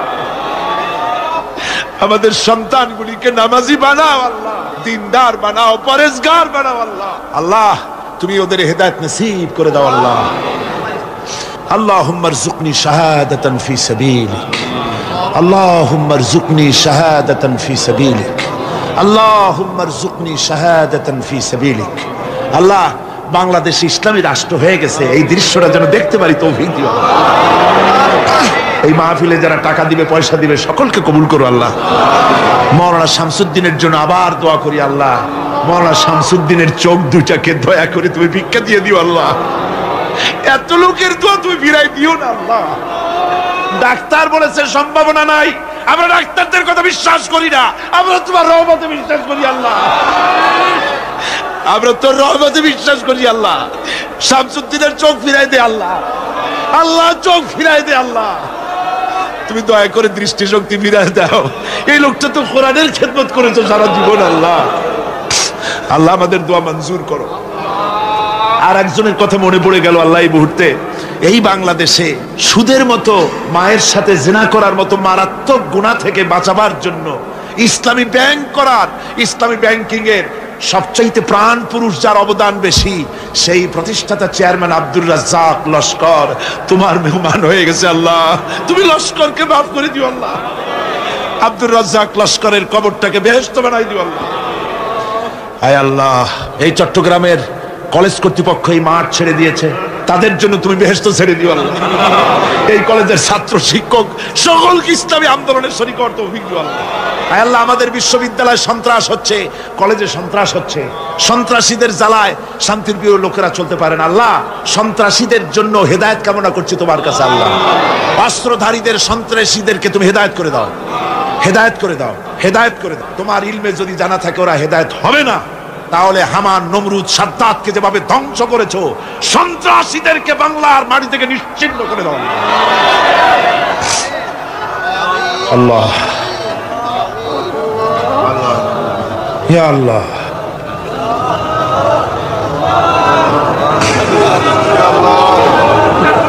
আল্লাহ তুমি আমাদের মনিব, তুমি আমাদের মাওলা, তুমি আমাদের প্রভু। আমরা সব গোলাম। আমরা এই বিশ্বাস নিয়ে হাত নামাচ্ছি যে আমরা যা এতক্ষণ বললাম সব তুমি শুনেছো এবং কবুল করেছো। এই বিশ্বাস নিয়ে হাত নামাচ্ছি। আর আমাদের মুখ ইমানের কলেমা তুমি চালু করে দিবা মৃত্যুর সময়। রব্বানা তাকাব্বাল মিন্না ইন্নাকা আনতাস সামিউল আলিম ওয়া তুব আলাইনা ইন্নাকা আনতাত তাওয়াবুর রহিম। সুবহান রাব্বিকা রাব্বিল ইজ্জাতি আম্মা ইয়াসিফুন ওয়া সালামুন আলাল মুরসালিন ওয়ালহামদুলিল্লাহি রাব্বিল আলামিন ওয়াজআল আখিরা কালিমাতিনা ইনদাল মাউত